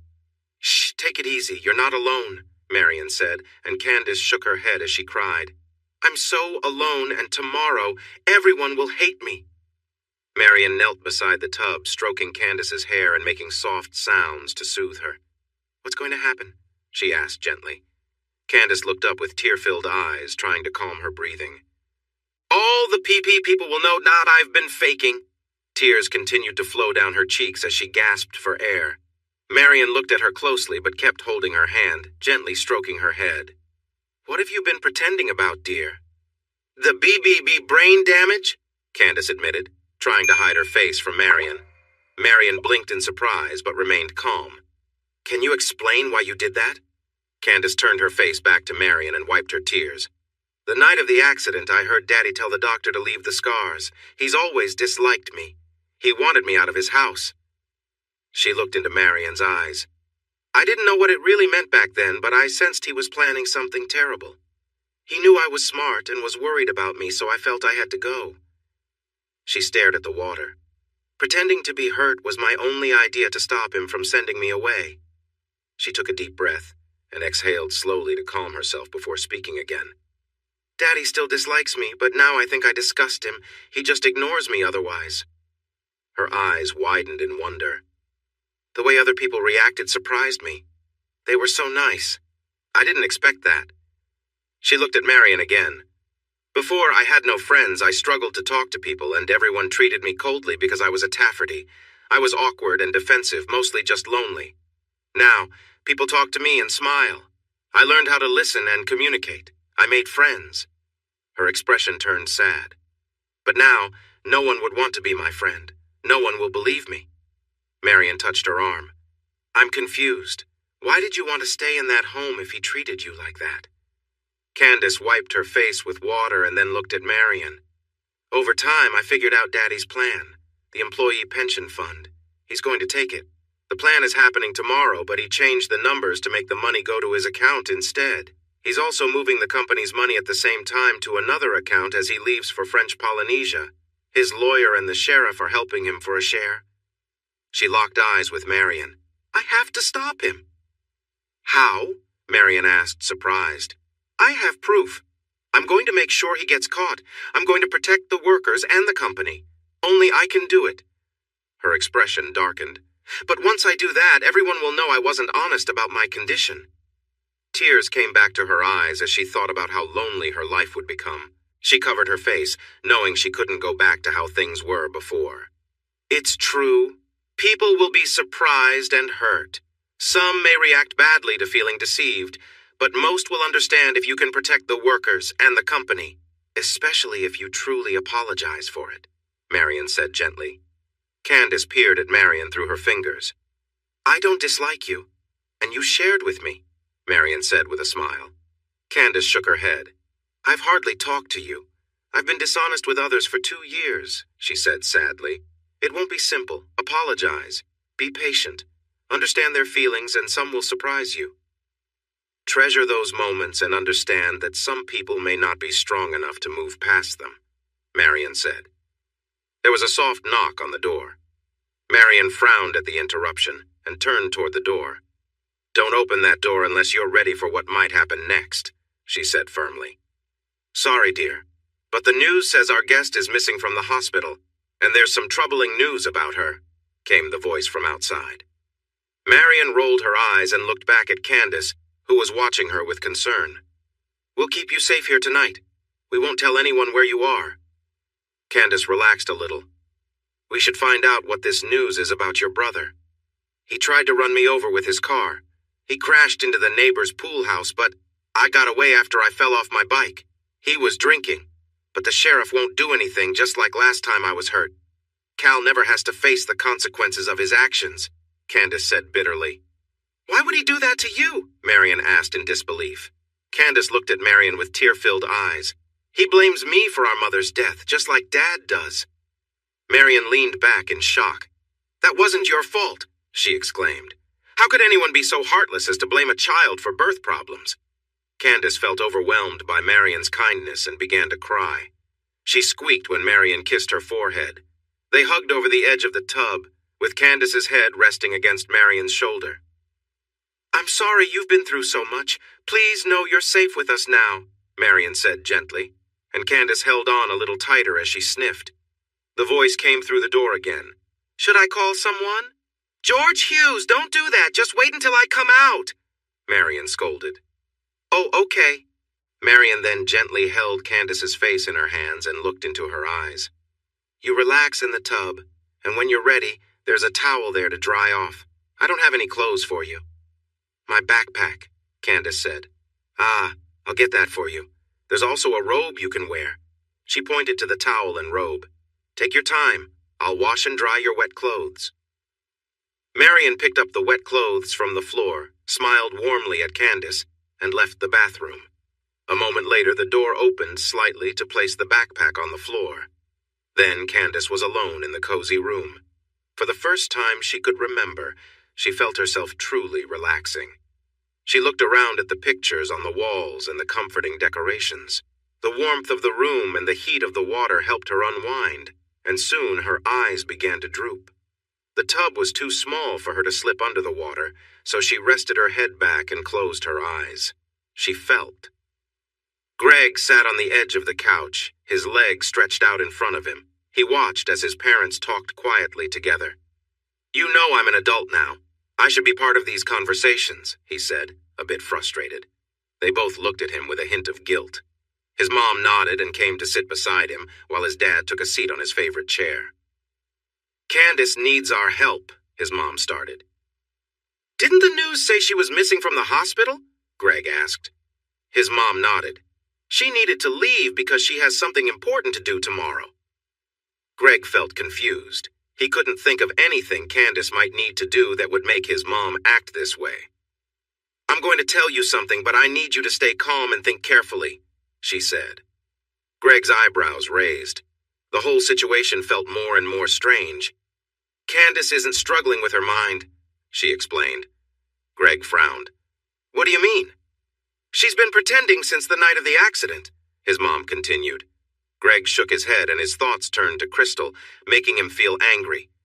Like her sister, he said sharply. No, it's not like that at all, his mom shouted, surprising him.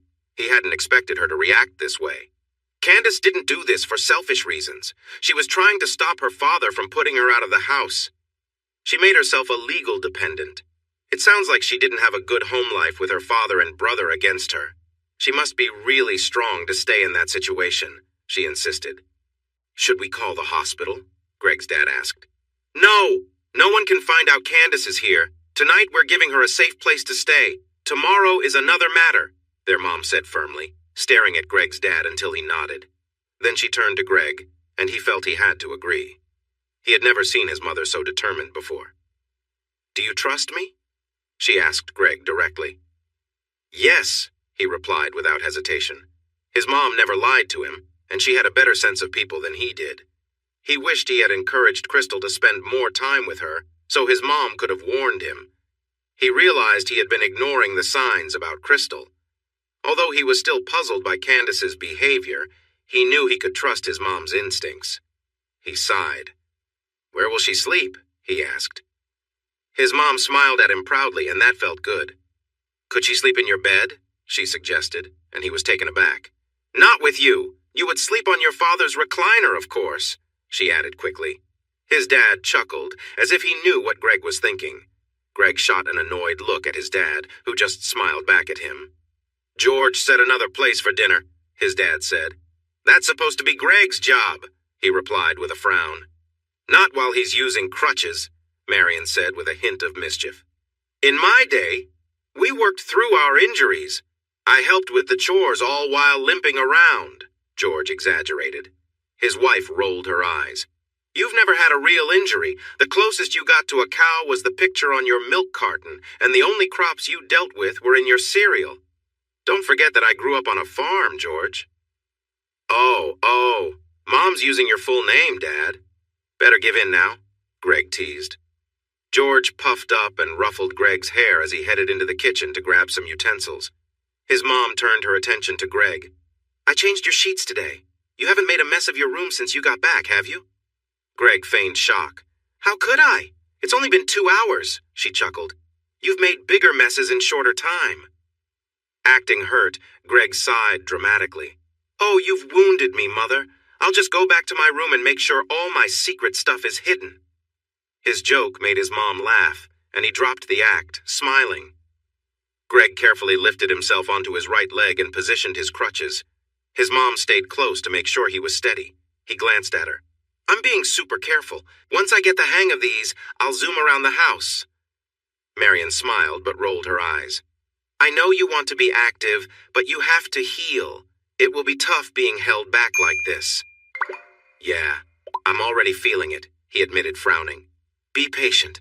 I know you can handle this," his mom said, looking him in the eye. He nodded back at her. "And remember to keep an open mind about Candace.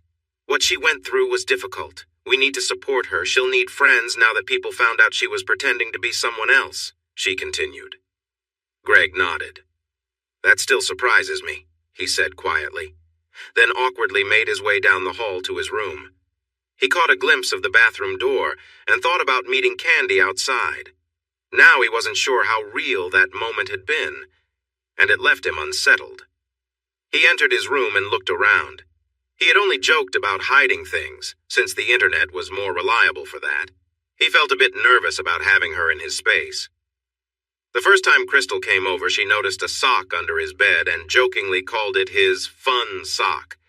He didn't quite understand what she meant, and it made him feel a bit uneasy. After that, he made sure to keep his room tidy. Thinking about his ex-girlfriend was upsetting, so he tried to forget her, but then he thought of Candace.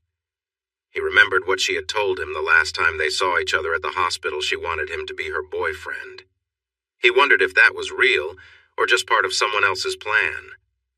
He took a deep breath and closed his eyes. He knew he needed more time to heal from Crystal's betrayal. It still hurt a lot. Now Crystal's sister was going to stay in his room. That made him a bit uncomfortable, but he trusted his mom's feelings about it. He opened his eyes and looked toward the door. Candace stood there, looking at him with a mix of nervousness and hope.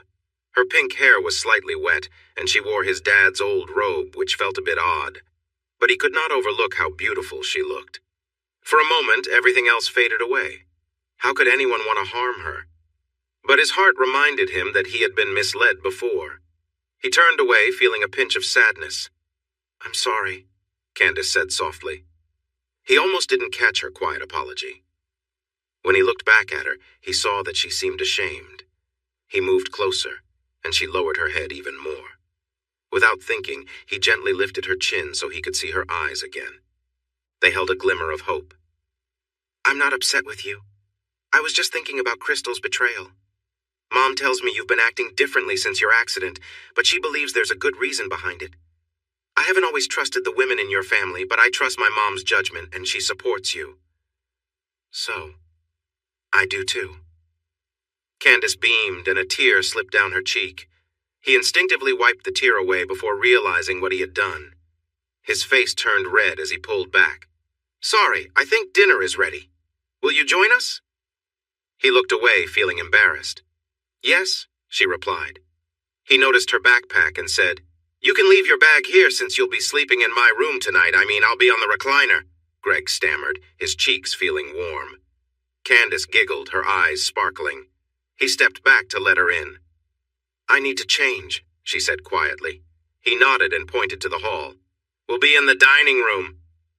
He hurried away, only noticing the door close when he was almost to the restroom. His mom looked up when he came in, raising her eyebrows as she noticed his blush.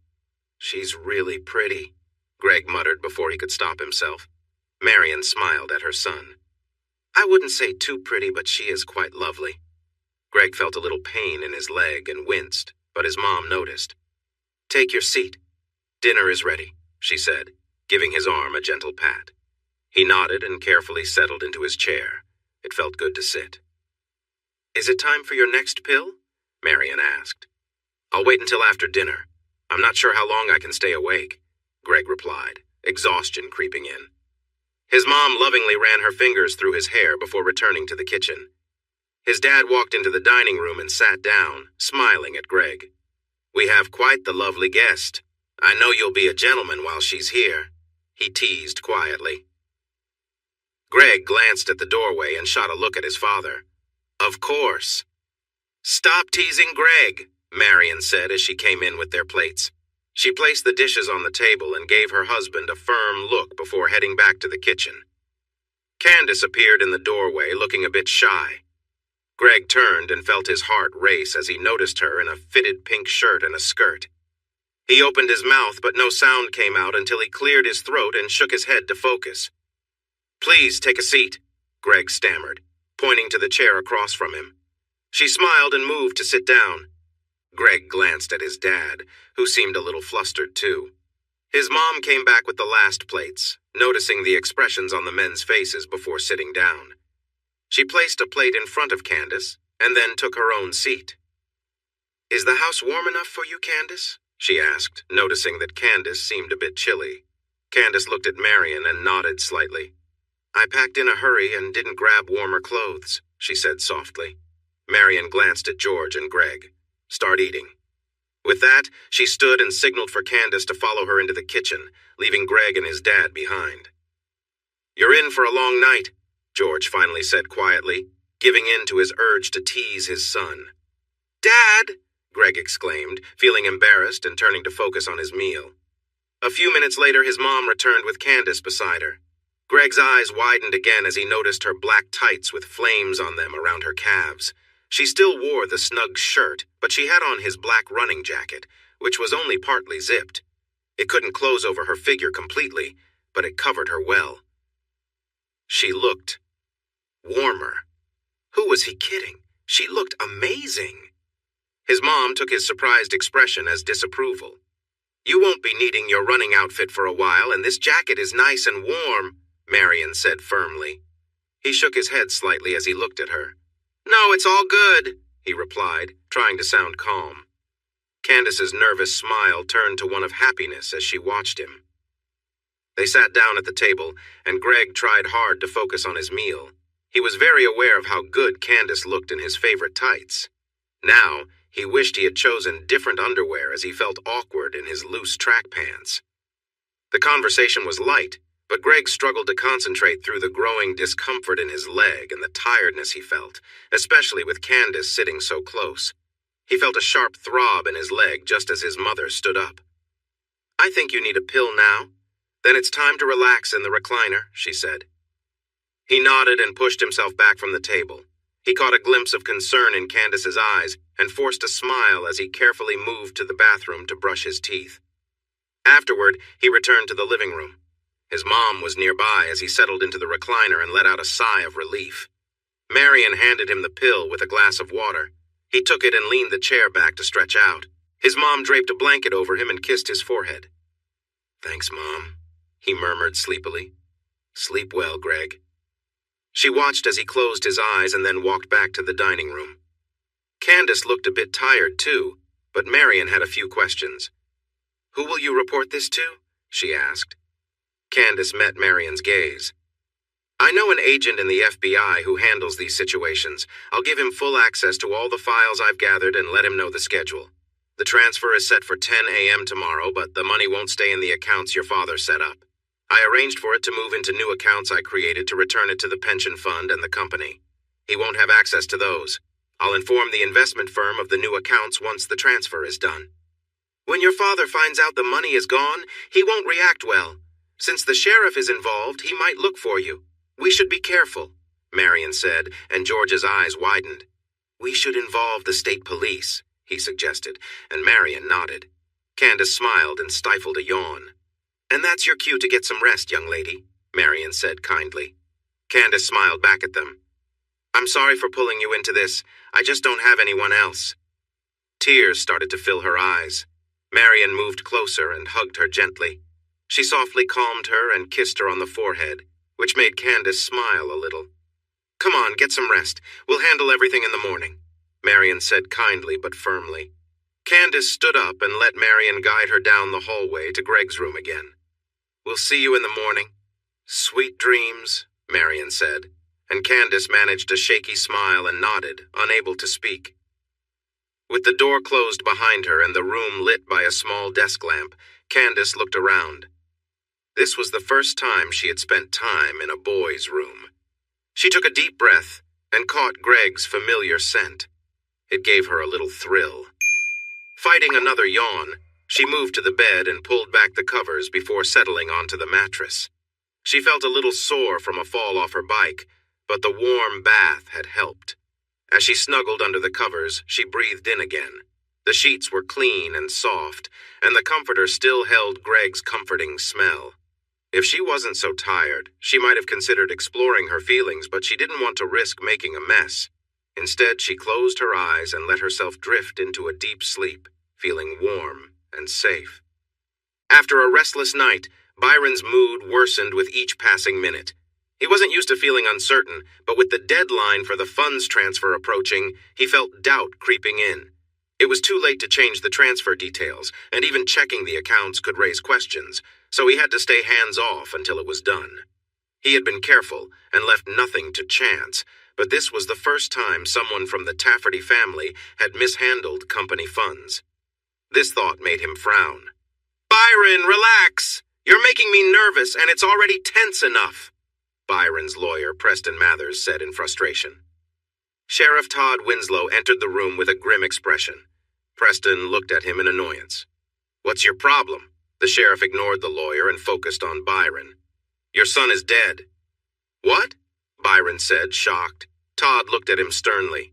"He lost control of his car and crashed into the Gordon estate, driving through a wall and into the pool. He didn't get out in time and drowned. On top of that, he hit Hal Gordon's wife, Belinda, as he crashed.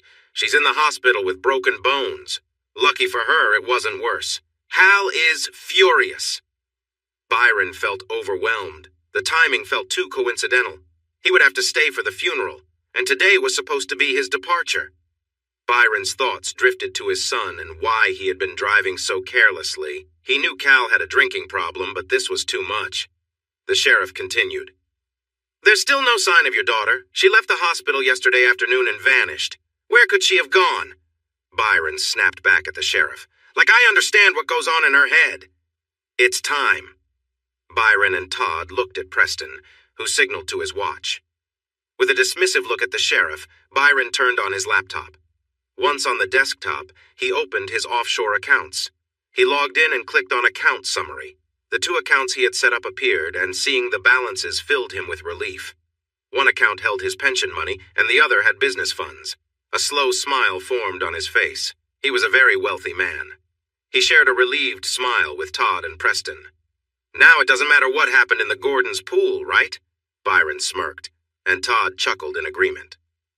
Preston looked at the screen anxiously. "Byron! The money!" Byron glanced at Preston, puzzled, then looked back at the page. His heart sank as he saw the balances read 0. What? He refreshed the page, but a login prompt appeared. He stared at it, confused, then entered his details again, but received a message saying his password was wrong. He tried once more, being careful, but was denied access again. "What's going on?" Todd asked, his face reddening. "I've been locked out of my account," Byron said, his voice tense as he tried to comprehend what was happening. "I didn't deal with your nonsense for years just to lose out today. I want my money," the sheriff shouted. Byron turned to him, frustrated. "The money is gone! Someone took it!" he yelled. Todd let out a harsh laugh. "I think you're trying to pull something here. You planned this to keep it all," he yelled, then drew his firearm and aimed it at Byron. "You're going to give me my money now." "I can't access the account," Byron shot back. "You have other accounts, personal ones, and my price just went up to $5 million. Get to your bank and transfer the funds," Todd demanded. Byron, feeling angry, logged into his bank's website, only to find a message saying his accounts were frozen and he needed to visit the bank to resolve the issue. His face went pale. "Unbelievable," he muttered quietly. "Don't you dare tell me there's no money," Todd yelled. "Seriously, Todd? Calm down," Preston said, raising his hands to soothe the man. As Preston got between Byron and the sheriff, Byron pushed the lawyer into Todd. The gun fired, and then Byron punched Todd in the head, stunning him. Byron followed up with a kick, making Todd drop the weapon. Todd grabbed a lamp from a table and hit Byron on the side of the head, pushing him back. Blood flowed from the cut on Byron's forehead.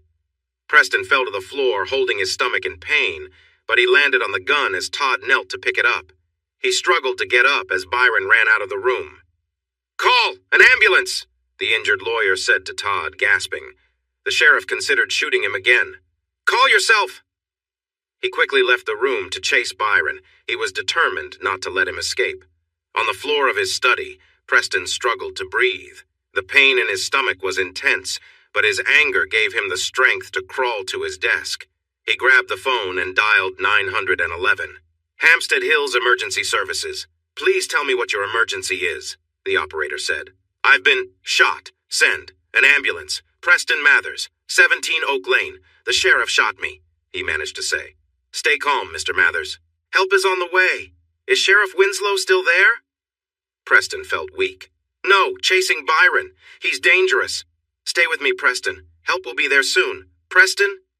In the bright and cozy kitchen of the Hughes home, Candace sat between George and Marion as they watched money transfer into Byron's overseas accounts and then into the accounts she had created.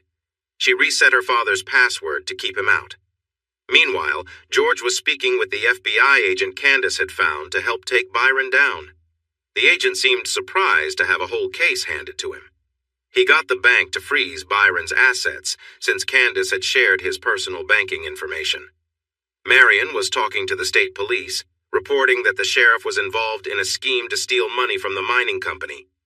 Candace had sent them a link to her evidence so they could investigate and take Sheriff Winslow in for questioning. Candace glanced across the table at Greg, who was watching her with a silly smile. She noticed he looked a bit dazed from pain medicine. He had woken up in pain from sleeping on the chair, and she felt sorry for him. "What is it?" she asked. "I'm just really glad your sharp mind is okay," he said with a sigh. Candace felt her cheeks warm as Greg continued to look at her with admiration. Marion heard his words and turned to look at him closely. "Papa, our boy is feeling the effects of his medicine." George looked over and sighed. "Yes, and he seems quite taken with someone." Candace glanced at George, who was smiling warmly at his son, whose face was turning red. Marion turned to her husband. "Don't tease Greg." Candace then spoke to Marion. "I need to call Mr. Bagley at the investment house that manages the employee pension fund. He must be worried since the funds haven't moved to the new pension plan yet."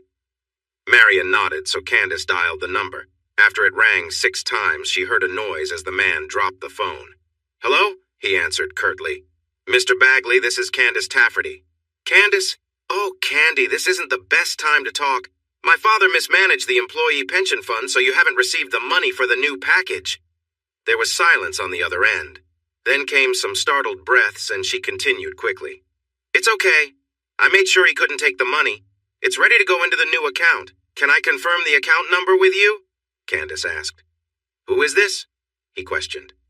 "It's really me, Mr. Bagley. Can I read you the account details?" she asked. "I thought they said." "I know, I'm sorry.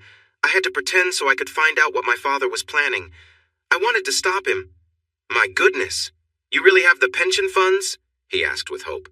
"Yes, sir. Can I confirm the account?" she asked again. Yes, please," he urged. Candace carefully read the numbers and letters, and when she finished, she heard him sigh. "That's right, Candace. I'm transferring the funds now," she said and started the transfer. Soon her screen showed her pension fund balance was 0. "It's done." For a moment there was silence. Then she heard several people breathe a sigh of relief. "Thank you, Candace. I don't know how you did it, but thank you. This started as one of the worst days of my life, and now you've saved it," Bagley exclaimed. "I'm glad to hear that. I need to reach Mr. Stevens now because my father also took the company's working capital. That needs to be returned as well." "How could he do this?" he asked, sounding angry. "He was planning to escape to an island in French Polynesia.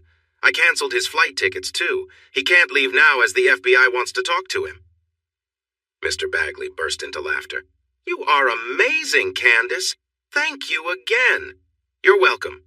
Goodbye," Candace replied and hung up, smiling broadly at Marion. "That feels great, doesn't it?" her mother asked. "Absolutely. I'll make the next call." She had a bit more trouble getting Mr. Stevens to understand. He was quite upset when he learned there was no cash in the bank. Candace calmly explained what had happened and transferred the money back into the account. The man was much friendlier once he saw the correct balance. She let out a long breath. The company needs a new policy for handling these transactions. Even someone like Tafferty shouldn't be able to take out that much money without proper approvals, Candace suggested. But it's Byron's company, Mr. Stevens said in surprise. Not for much longer, Candace replied. Have a good day. Candace leaned back and relaxed. George was talking quietly with their FBI contact. When he finished, he smiled at the others. A team of investigators will arrive later this afternoon. Is there anything else to do? Marion asked. I want to go check on Missy and Crystal at the hospital, Candace said, looking at Marion. I think it's better to wait until the authorities have gathered the sheriff, your father, and his lawyer. They currently don't know where you are, and we should keep it that way for now. Missy and Crystal are safe at the hospital, and I'll call to find out how they're doing. Does that sound okay? Marion suggested. Candace nodded with a smile. Please ask for the head nurse, Margaret Stewart, she added. Marion put her phone on speaker, dialed the hospital, and asked for Margaret. The call was forwarded to the nurse's station, and Marion heard the nurse's voice. She sounded busy. Nurse Stewart speaking. Hello, this is Marion Hughes. We brought our son Greg home yesterday, Marion started. Oh, yes, Mrs. Hughes. Is everything all right with Greg? The nurse asked, sounding worried. Marion smiled at her caring tone. Yes, well, he had a tough night, and we gave him one of his pills this morning. He seems to be feeling very energetic now, Marion admitted. If they're too strong, you can cut them, the nurse suggested. Pharmacies have tools to do that safely. Thank you. We'll try that, Marion said. Is there anything else? The nurse asked, sounding distracted again. I was curious about how Missy and Crystal are doing, Marion asked, and Candace moved closer to hear the response. Margaret sighed. I'm afraid I can't share any details with anyone but family. Oh, please tell me, Candace said into the phone. Marion gave her a cautious look. Candy, is that you? Margaret asked urgently. Yes, I'm safe, but please don't tell anyone where I am, Candace responded, giving Marion an apologetic glance. Why? What happened? The head nurse pressed. Dad took money from the company's employee pension fund and the working capital. I stopped him from taking it, returned it, and informed the FBI. You need to keep Missy and Crystal safe from him and the sheriff. They will be very upset, she said nervously. You sound different, Margaret said, sounding uncomfortable. I'm sorry I had to pretend to be someone I'm not, but it was the only way to stay close to him and find out what he was doing. I'm truly sorry. You were always so kind to me. Candace's voice shook with emotion. Take it easy, Margaret said gently, then sighed. When this is over, we need to sit down and talk, Margaret said. Candace took a deep breath, trying to hold back her tears. I would really like that. There was a brief silence before Margaret continued. I'll have someone from security watch over your mom and sister. They are both recovering and will be with us for a few more days. Thank you, Candace replied gratefully. I need to check on some things. I'll talk to you later, Margaret said, then ended the call.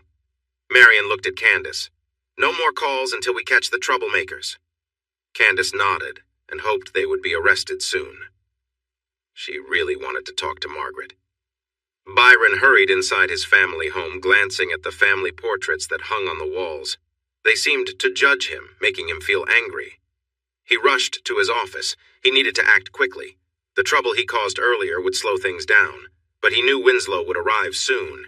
He needed to grab the cash from his safe and his travel bag, then leave town fast. Something had gone wrong with his plans, but he would think about that later. When he opened the safe, he paused in shock. He remembered putting $20,000 there just a week ago. Then he realized Cal had been in his office when the safe was open. Cal had come in to argue about his allowance. Byron suddenly felt certain that Cal had taken the cash when he wasn't looking. He grabbed his handgun and a box of bullets from the safe, putting them in his jacket pocket. Cal might have hidden the stolen money in his room, as he was not very clever. Byron took his travel bag and hurried up the stairs.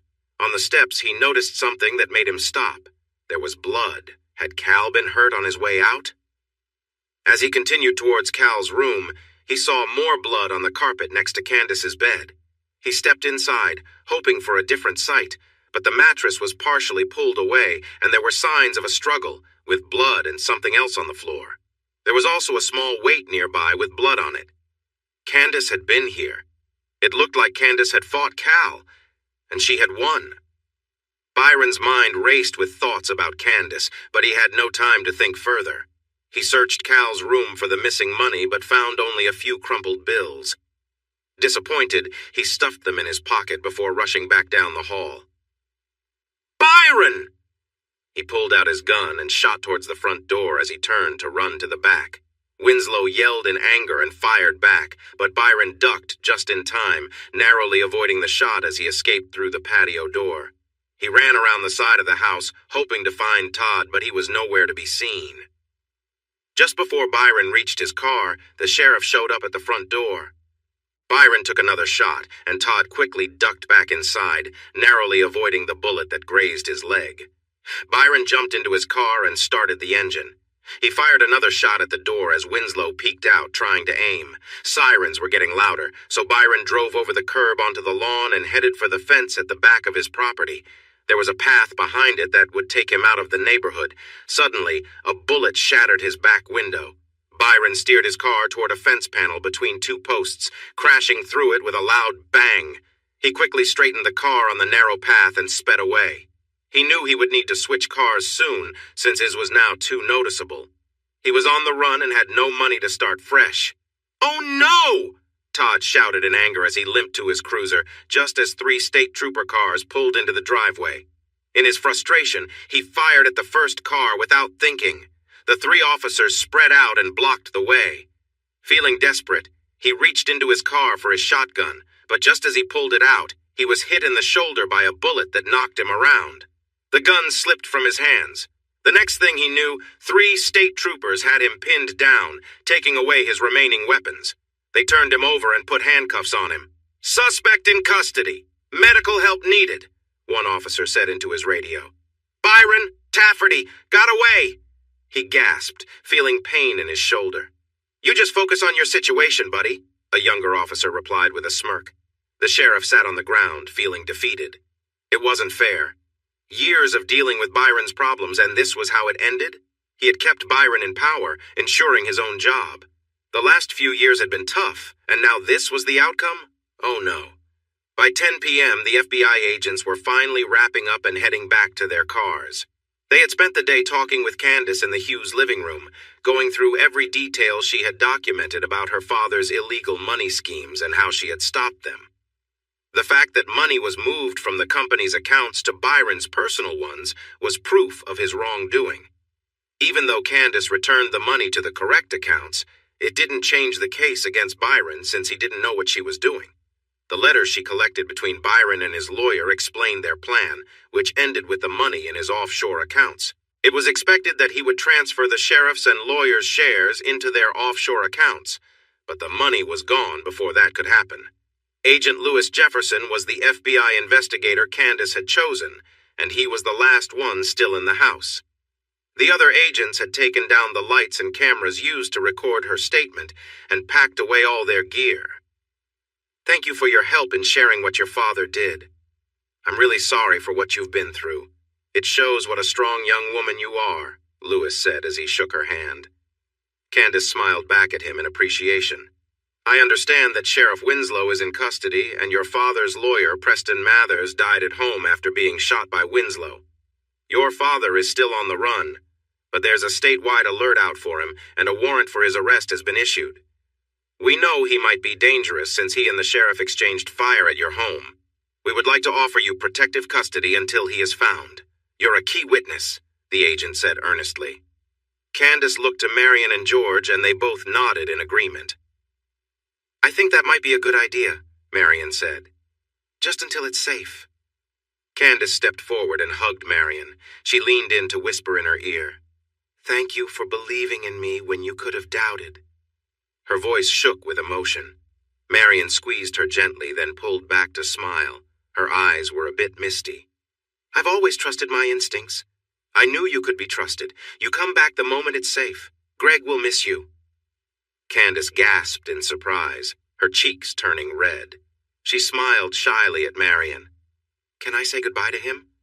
Marion had sent Greg to rest in his room after he had fallen asleep following lunch. "Yes, just keep it calm. He's still not fully recovered," Marion advised, locking eyes with Candace. Suppressing a big smile, Candace nodded and then turned to Jefferson. I'll go with you, but I need to say goodbye to Greg first. Can I also stop by my house to pack a suitcase? Of course. I'll be outside making arrangements, he replied. Then he turned to Marion and George. Thank you both for looking after Miss Tafferty. It was our pleasure. After all, she's like family, George said, grinning. Marion playfully elbowed him, and he acted dramatically surprised. What? It's clear as day. Marion rolled her eyes at her husband's joking as Candace hurried down the hall, her face warming with excitement. She took a few deep breaths and gently knocked on Greg's closed door. Hearing a noise, she opened the door and stepped inside. She moved closer to the bed and saw that Greg was asleep. She frowned, certain she had heard him say something. The blinds were closed, but the light by the bed was on. In the soft glow, she saw his eyes were shut. She also noticed the covers were lifted. Candace. Greg was dreaming of her? She wasn't sure what to do. She didn't want to embarrass him, but really wanted to say goodbye. It felt risky. She didn't want him to think she couldn't be trusted. That would be terrible. She turned back toward the door, but the handle squeaked. What? She turned again and saw him looking in her direction, blinking away sleep. Candace? What are you doing? He asked. The FBI is putting me into protective custody. I wanted to say goodbye. What? Wait, you're leaving? He said, sitting up quickly. She moved closer to him to help calm his worries. Just until they catch my father. I'll be back. He took a slow breath. Oh. Good. I'd like that. Me too, she said with a smile, and he was watching her closely. She wished she could kiss him, but feared she might startle him. Then he leaned in and brushed his lips against hers, and she felt as if she might melt. The first touch was gentle, but the second one took her breath away. He kissed her softly, making her feel warm inside. He pulled back and looked into her eyes. You aren't just playing with me, are you? She saw the hurt from his past in his expression. No. I want you to be my boyfriend. I want to be with you. I want to know everything about you and share everything, she said, her hand resting on the covers. He gasped in surprise, his eyes wide. I won't hurt you. I would never. Greg kissed her again, and she felt herself drawn to him as warmth filled her. He wanted her too. Suddenly there was a knock on the door. Greg pulled back so they could catch their breath and looked into her eyes. You're my girlfriend. I'm your boyfriend. I will wait for you, he promised, holding her gaze. It's all I've ever wanted, she said with a big smile. I should go. Your mom told me not to be too excited, but that's so hard. Greg smiled and nodded. The feeling is mutual. Candace stood quickly and walked to the door, glancing back before leaving. Greg still seemed a bit flustered, and she bit her lip, wanting to stay. Come back to me soon, Candace, he said, his voice filled with emotion. That surprised her, and she nodded, unable to respond. Stepping outside, she saw Marion leaning against the wall, smiling kindly. Candace nodded to her mother, and together they walked to the front door, where she gave George and Marion a quick hug. She stepped outside and followed Agent Jefferson to the SUV. When she got into the back seat, she looked at the agent in the front. They need to find Dad fast. For Greg, winter passed slowly as he healed. He took his classes online while his friend Tim carried a tablet for him to join in through the video. Spring came with the hope of warmer weather, but instead brought cool temperatures, rain, and cloudy days. He was well enough to return to school, though it was tiring. He was happy when the cast came off, even though Tim teased him about the cane he was using. It was pink and a gift from Candace, and he used it with a smile. Candace was still somewhere safe and away from trouble. There had been no news about Byron, and the legal case against him was moving slowly, keeping Candace from coming home. They had weekly video calls to catch up, but instead of making them feel better, it just made them miss each other more. Over the next 2 months, Greg worked hard to regain his strength. By summer, the sun returned, the days grew warmer, and Greg was finally back to his favorite activity, running. He started with shorter distances. Tim ran with him as graduation approached fast. Pete said Valerie is being hard to get. He asked her to the prom, but she hasn't said yes yet. Greg chuckled.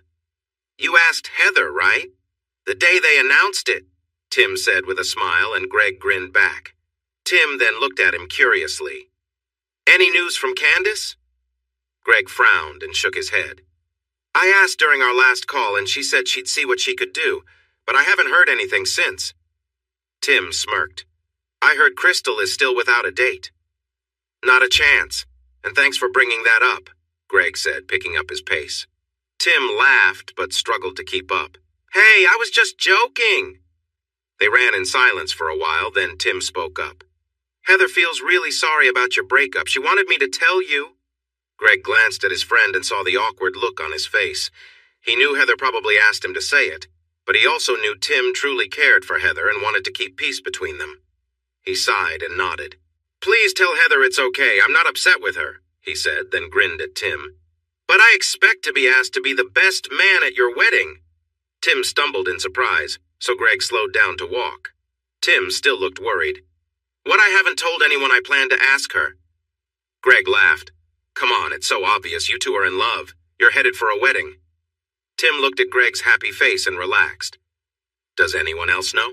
He asked, clearly worried that Heather might hear before he could ask her. I doubt it. Most people here don't pay much attention to others. I'm just someone who notices these things, Greg replied. Mr. Romance, Tim said with a smile. When are you going to ask her? Greg asked. Tim paused, thinking about it. I was thinking after graduation. We planned to go camping and... He stopped when he saw Greg's serious look. Is there anything stopping you from doing it sooner? Greg asked. No, I have the ring. Don't you think Heather would love to share this news with her friends at prom and before graduation when everyone is about to start new adventures? Greg asked. Tim blinked as he realized Greg was right. Heather would love that. Wow, I didn't think of that. You really are Mr. Romance. Greg shrugged with a proud smile. They turned and started heading back.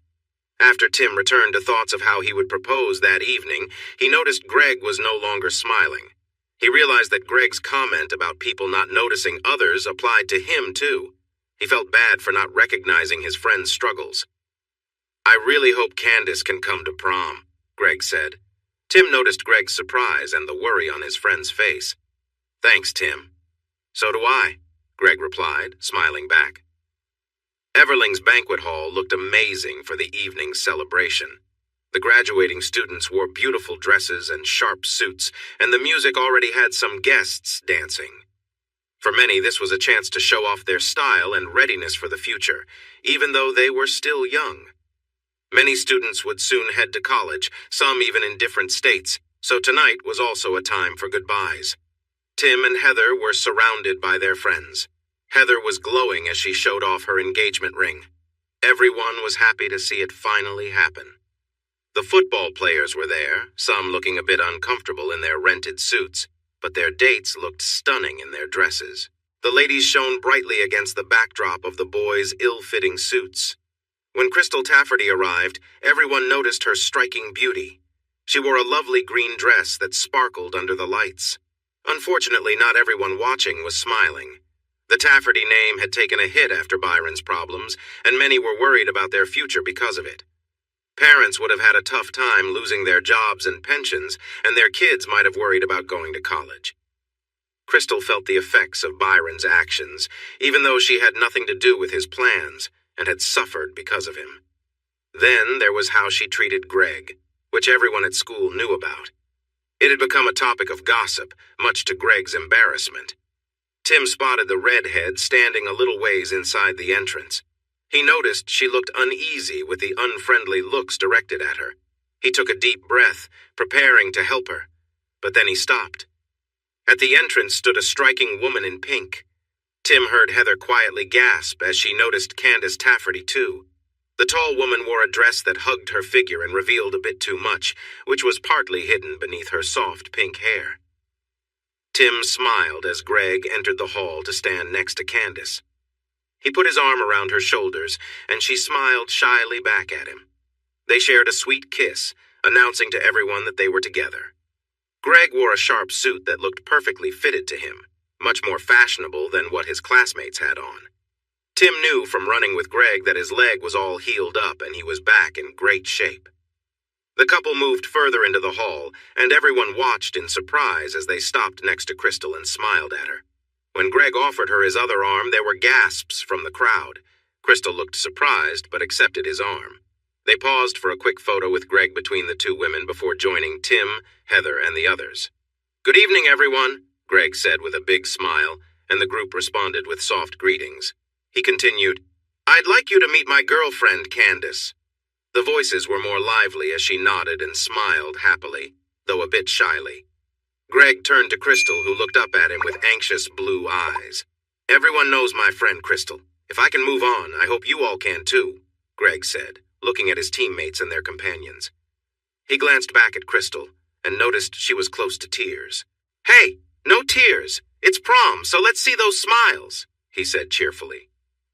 Crystal nodded and managed a shaky smile. He nodded back and then turned to Candace, who gently held his face and kissed him. When she pulled away, he felt a rush of happiness and grinned at her. "I missed you too," he replied softly. This lightened the mood with his friends, who cheered in approval. They were blocking the hallway, so they moved into the main area to find their tables. The decorations looked lovely, and the dance floor seemed inviting. Greg was excited for the night. Later, when Candace arrived at Greg's house in the late afternoon, he was waiting by the door. He quickly pulled her into his arms and kissed her. They stayed close for a long time, and when they finally pulled away, they both smiled widely. That was when he noticed she was holding two garment bags. One was for her prom dress, and the other was a suit she had brought for him. She remembered how handsome he looked when he walked into the room wearing the suit. Marion was beside her and hurried to hug her son, who seemed so grown up. She had taken some pictures to send to George, who was away on a business trip in Belgium. Candace used his room to change into her dress, while Marion fussed over her, taking pictures of them together. Candace could see the warmth in Greg's eyes, which made her heart race with joy. They said goodnight to Marion and jumped into the waiting limo. The driver took them to Candace's house to pick up her sister, Crystal. Candace felt a bit nervous about this part since Greg and Crystal had some history together. During their chats, Greg admitted that Crystal was important to Candace, so he could forgive her, but a sincere apology would be nice. Candace promised to make sure her sister took responsibility for her actions and apologized properly, which seemed to satisfy Greg. Candace's own prom had not gone well, but she was genuinely enjoying Greg's. They danced and spent time with Greg's friends, filling the night with laughter and excitement. As the party began to wind down, Candace and Greg told their friends that the celebration would continue at her place if anyone wanted to join. Tim and Heather were in, as were Valerie and Pete, while the others had other plans. Candace, Greg, and Crystal got back into the limo, and the others drove in their cars. They parked in front of the large house, and Candace led everyone inside. Tim gazed at the old portraits lining the walls with wide eyes. "This is quite a sight," Crystal laughed. "Yeah, Mom is planning to donate them to the local museum." Pete noticed something missing. "Where's the painting of your dad?" Crystal shook her head. "Thankfully, there isn't one." Missy appeared at the top of the staircase with a cheerful smile. "I heard you all downstairs, so I wanted to say goodnight before going up," she said, as she walked toward the long staircase leading to the second floor. "Good evening, Mrs. Tafferty. We'll try to keep it down," Tim said politely.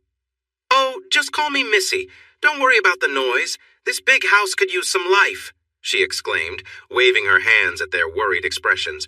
"I'm sorry. Forget what I said. Congratulations and have fun." With that, she smiled and headed up the stairs. Candace watched her leave with a sad look, and Greg squeezed her hand, drawing her back to him. She smiled and hugged his arm. Noticing the group's interest in the mansion's decor, Crystal decided to give them a tour. Greg and Candace walked at the back of the group. The lounge, known as the trophy room, was filled with pictures of the family's happy moments. They were there to remember the good times. Tim noticed a football in a glass case right away. Crystal saw his interest and smiled. "That's the winning ball from Cal's championship game," she said. Everyone turned their attention to Candace. They all knew about the difficult history between her and Cal. Candace approached the glass case with a sad smile. She lifted the lid and picked up the ball, which was a bit flat. She looked at Tim. "This ball represents the best time in my brother's life. He had a lot of potential back then. He was starting to struggle with drinking, but it wasn't the main part of his life yet. And he wasn't as smart as you, she said, grinning slightly as she tossed the ball to him. Tim caught the ball and smiled back, but then his smile faded when he felt how flat it was. It really needs air, he said. Candace smiled again. There's a ball pump in the garage on the back wall. Pete smiled brightly and hurried off when Candace pointed to the last door in the hallway.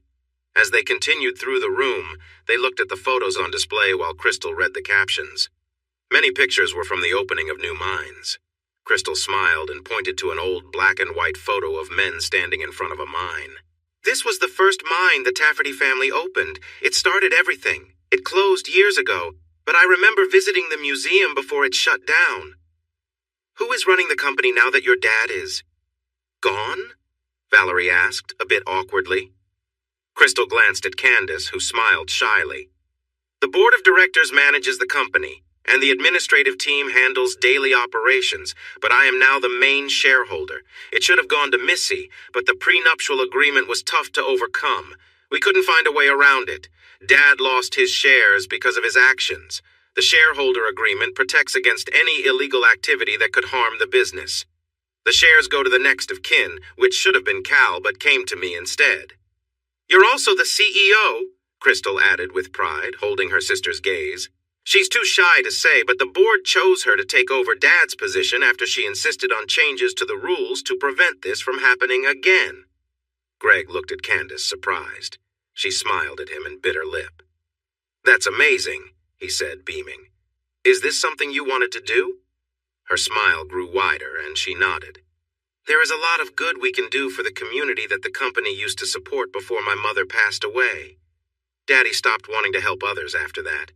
Pete came back with the pump and helped Tim blow up the game ball until it looked good as new. They kept touring the area and ended up on the deck behind the building. They could see the pool, the garden, and a large lawn. That's a lot of grass to cut, Tim said. Yeah, it's almost as big as a football field, Pete replied, then ran off into the darkness. Tim exchanged a funny look with Greg, then shook his head. Suddenly they heard a loud noise, and Byron appeared from the shadows of the pool house, moving quickly toward them. He was holding something in his hand. He didn't seem well. His hair and beard were messy, and his clothes were dirty. Even from a distance, he had a strong, unpleasant smell. His eyes looked wild as he focused on Candace. I knew you'd show up, he shouted with a strange smile. You've been staying in the pool house? Greg asked, looking for a way to calm Byron down. What? No. I heard she was at Everling's banquet hall, so I came here to settle things, Byron said, ending with a nasty grin. I can't believe you still have people around here looking out for you after everything you've done, Greg said as he moved in front of Candace, making Byron growl. Tim pulled back his arm and threw the football right at Byron's head. It hit him with a funny doink. Byron staggered, his head snapping to the side, but he didn't fall or drop what he was holding.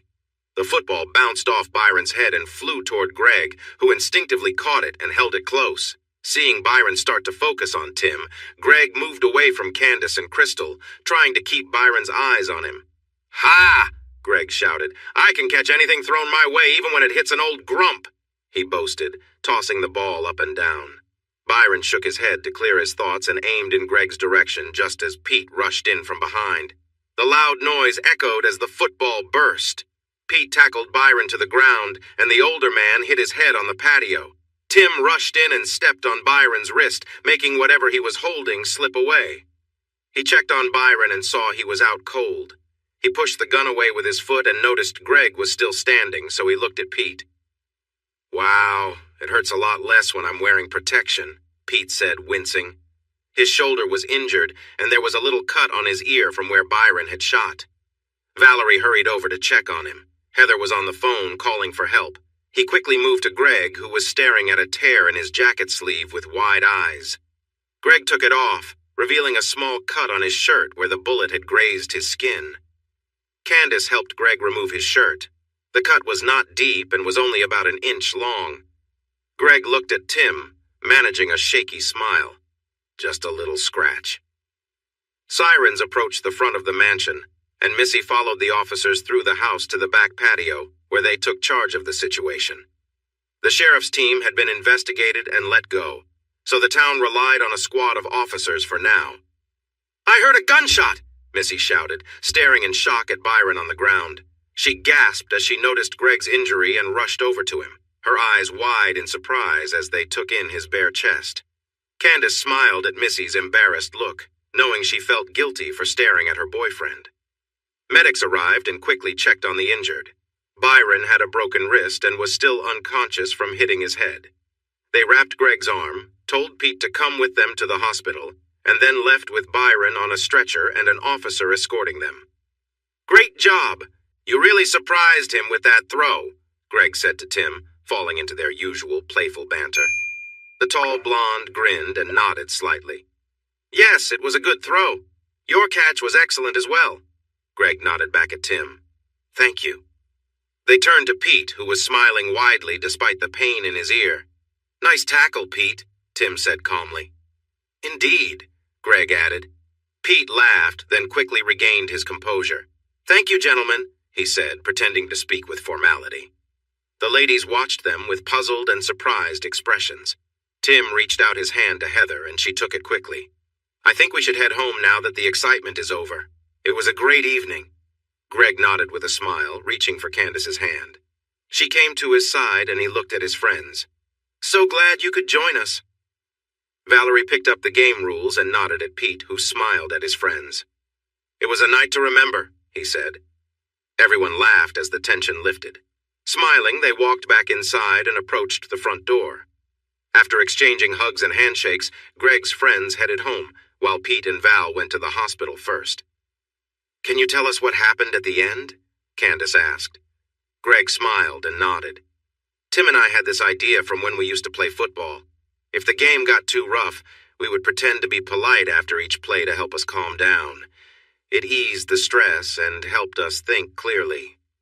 He pointed toward the backyard. "That was pretty intense. It seemed like the right time to use it." Candace wrapped her arms around Greg and gave him a grateful kiss. When she pulled away, she smiled at him, and he felt lightheaded. "You saved my life tonight," Candace said. Greg shook his head gently. "It was a team effort. Tim did a great job, and Pete helped out. I just tried to keep him busy." Candace held his face in her hands.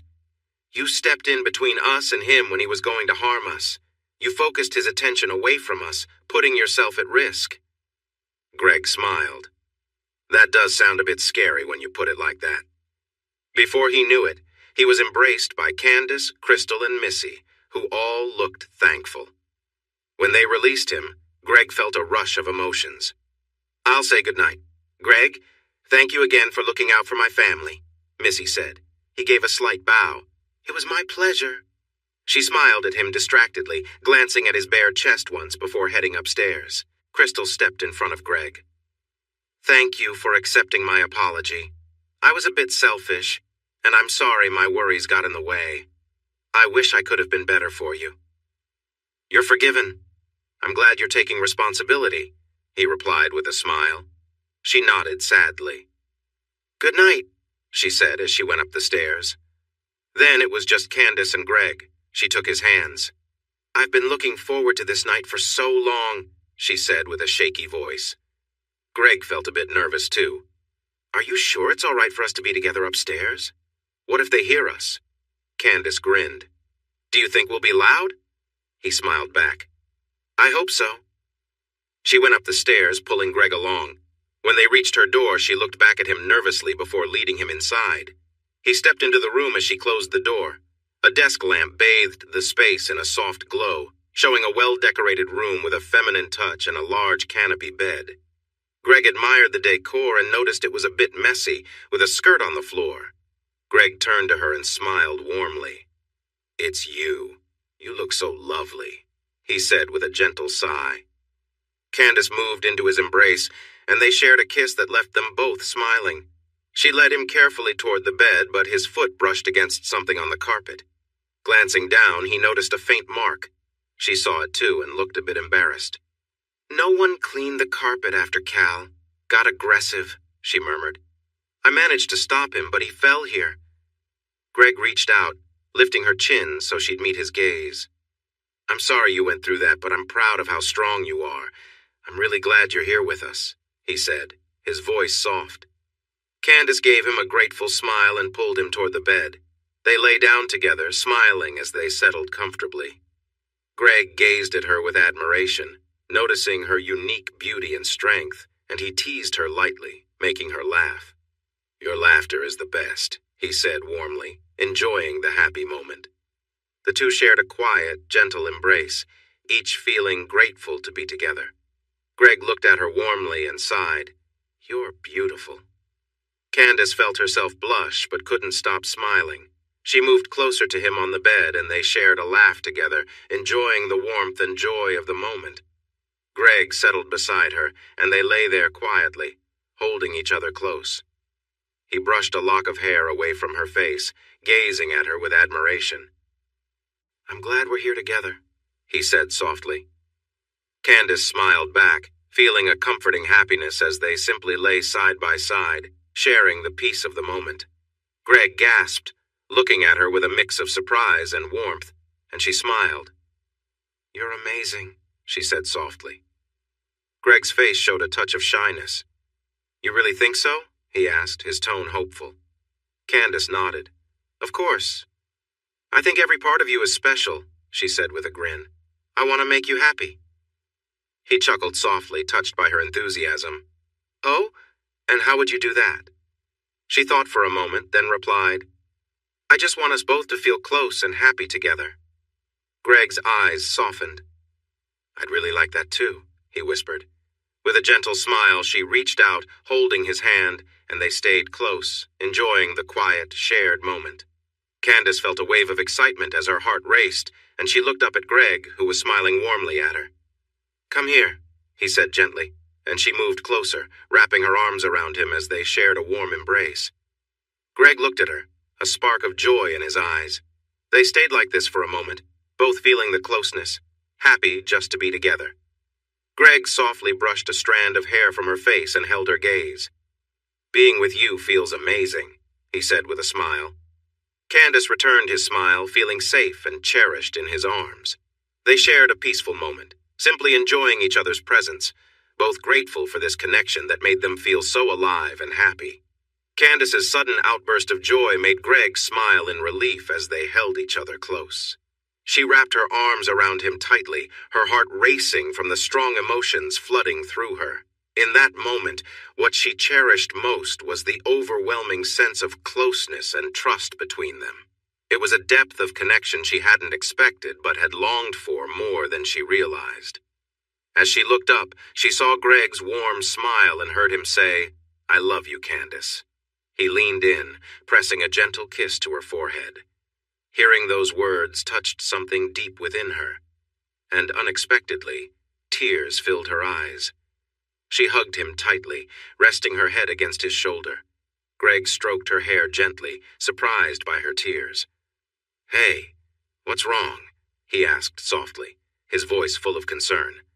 "Did I say something that upset you?" Candace shook her head, unable to speak for a moment as she worked through her emotions. Finally, she managed to say, "These are happy tears." Relieved, Greg looked into her eyes. "I'm glad," he whispered. "But what brought them on?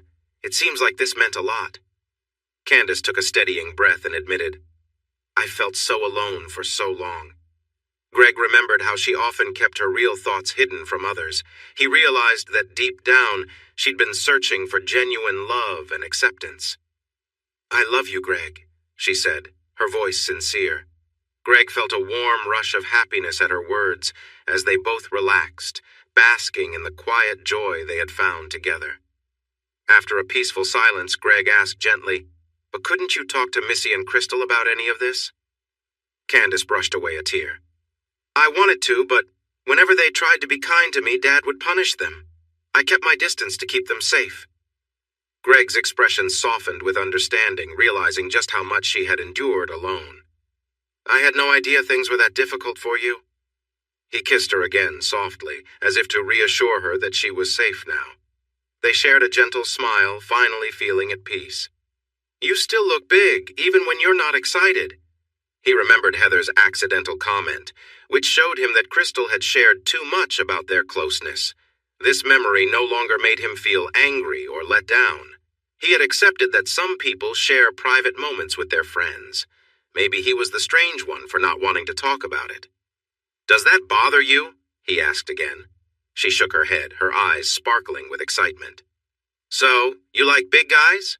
Greg said confidently, watching her eyes widen as she smiled and nodded. Suddenly, there was a loud bump at the bedroom door. They exchanged glances before Candace jumped out of bed and hurried to open the door. "Crystal, oh!" Candace gasped as she saw Missy on the floor, trying to pull up her pants, looking very embarrassed. There was something next to her on the floor. Greg went to the door with Candace, holding his shorts to cover himself. "Missy, why were you outside my door?" Candace asked softly. "I'm sorry, Candace, I'm so embarrassed," Missy said, covering her face with her hands and starting to cry. Candace looked at Greg, who silently offered to leave, but she shook her head. He stared at her with confusion as she knelt beside Missy. "You felt lonely too, haven't you?" she asked kindly. Missy peeked at Candace from behind her fingers, her eyes filled with sadness. She nodded. "Dad was often mean to you," Candace continued. This broke Missy's composure again, and tears streamed down her face. "I'm so sorry, Candace. I wanted to be a good mother to you, but Byron was always so angry when I tried. The last time, he hurt me badly." A shudder ran through her. She looked at Candace with pleading eyes. "Can you forgive me? I'm a coward and you have been so strong." "There's nothing to forgive. I know what you went through with him. I didn't want you or Crystal to suffer because of me. He was the one at fault," Candace said kindly as she took Missy's hands. "Dad is gone now, so you can start fresh. You can meet new people." Missy's lip trembled as her tear-filled eyes met Candace's. "No one around here wants to be my friend because of him. Byron married me just so he could show off, and I'm ashamed to say that's all I've ever been. My mom put me in beauty contests since I was little, and I've relied only on my looks. I don't have any other skills, and I'm scared I taught Crystal to think the same." She took a few shaky breaths, trying to hold back her tears. "I don't know how to begin anew, and I can't afford it because I have no savings. Byron made sure I depended on him." Candace sighed and kissed her forehead. "Please know you are always welcome here. You're my family, and I care about you." Missy hugged Candace's hands and pressed her forehead against them, tears rolling down her cheeks. Candace exchanged a worried glance with Greg. He nodded and tilted his head toward the item on the floor near Missy, silently asking what she had been doing by the door. Missy smiled at him and nodded, but then paused as she looked at Candace. She caught Greg's gaze, glancing at the item he was holding. He looked down, then back at her, a worried expression on his face. "Missy, let me help you back to your room. We can talk more in the morning," Candace said gently. Missy nodded and managed to stand up, feeling embarrassed. She bent down briefly to gather her things as she noticed her toy lying on the floor. She quickly picked it up and squeaked in a mix of surprise and shyness. Candace wrapped her arms around Missy, guiding her down the hall while Greg stayed behind. When Candace returned, she closed the door softly and hugged Greg tightly. Pulling back, Greg studied her closely. "What's going on in that head of yours?" Candace smiled, kissed him, and led him back to bed, taking the item from his hands and letting it drop to the floor. They settled on the bed, lying side by side, facing each other. "You love me?" Candace asked softly. "I do," Greg replied right away. She smiled back at him. "I love you too," she said, giving him a gentle kiss. "While I was away, we never finished our talk about your plans after graduation," she mentioned. "I'm going to help with the family business, but what are your plans? You said you were going to the local college?" Greg nodded, his gaze warm as he looked into Candace's blue eyes. "Yes, I got accepted into their computer sciences program. I want to study data security." "Are you going to work with your dad?" she asked. "No, his job requires too much travel. I don't want to be away from home like that. It would be tough on Mom," Greg admitted. Candace smiled and nodded. "You want to stay home while you go to college to keep your mother company?" Greg observed her closely. "That was my plan. Is something bothering you?" "No. I care about your mother and I want her to be happy. I had never thought about how challenging it must be for her when your dad is away." Candace confessed. Greg could tell she was thinking deeply, but he didn't quite understand what was on her mind. Her eyes met his again, and she smiled shyly. There's a lot of loneliness, and only one Greg. His eyebrows lifted in surprise. I was planning to ask you to move in with me while you went to college, but now I realize that wouldn't be fair to your mother, she said with a sad smile. She gently placed her fingers on his lips, signaling him to wait as she had more to say. I want you to think about something else. When your dad returns from his work trips, how about spending your nights here? Greg considered this and quickly nodded. That sounds good. I wasn't planning to stay at home forever after I graduate. Eventually, I need to move out. My dad needs to find a way to be home more often. He can't keep doing this. Candace smiled brightly and kissed him again. They leaned back, and Greg felt a bit surprised when Candace touched him softly. It feels good just like this, too, she said with a laugh. It won't stay like this for long, he replied with a playful look. She looked down and then back at him, her eyes showing a hint of worry.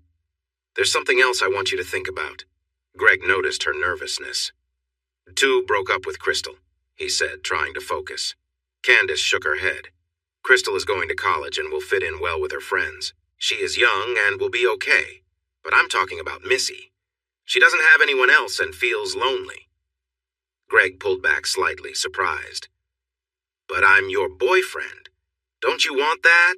He asked. I do. More than anything.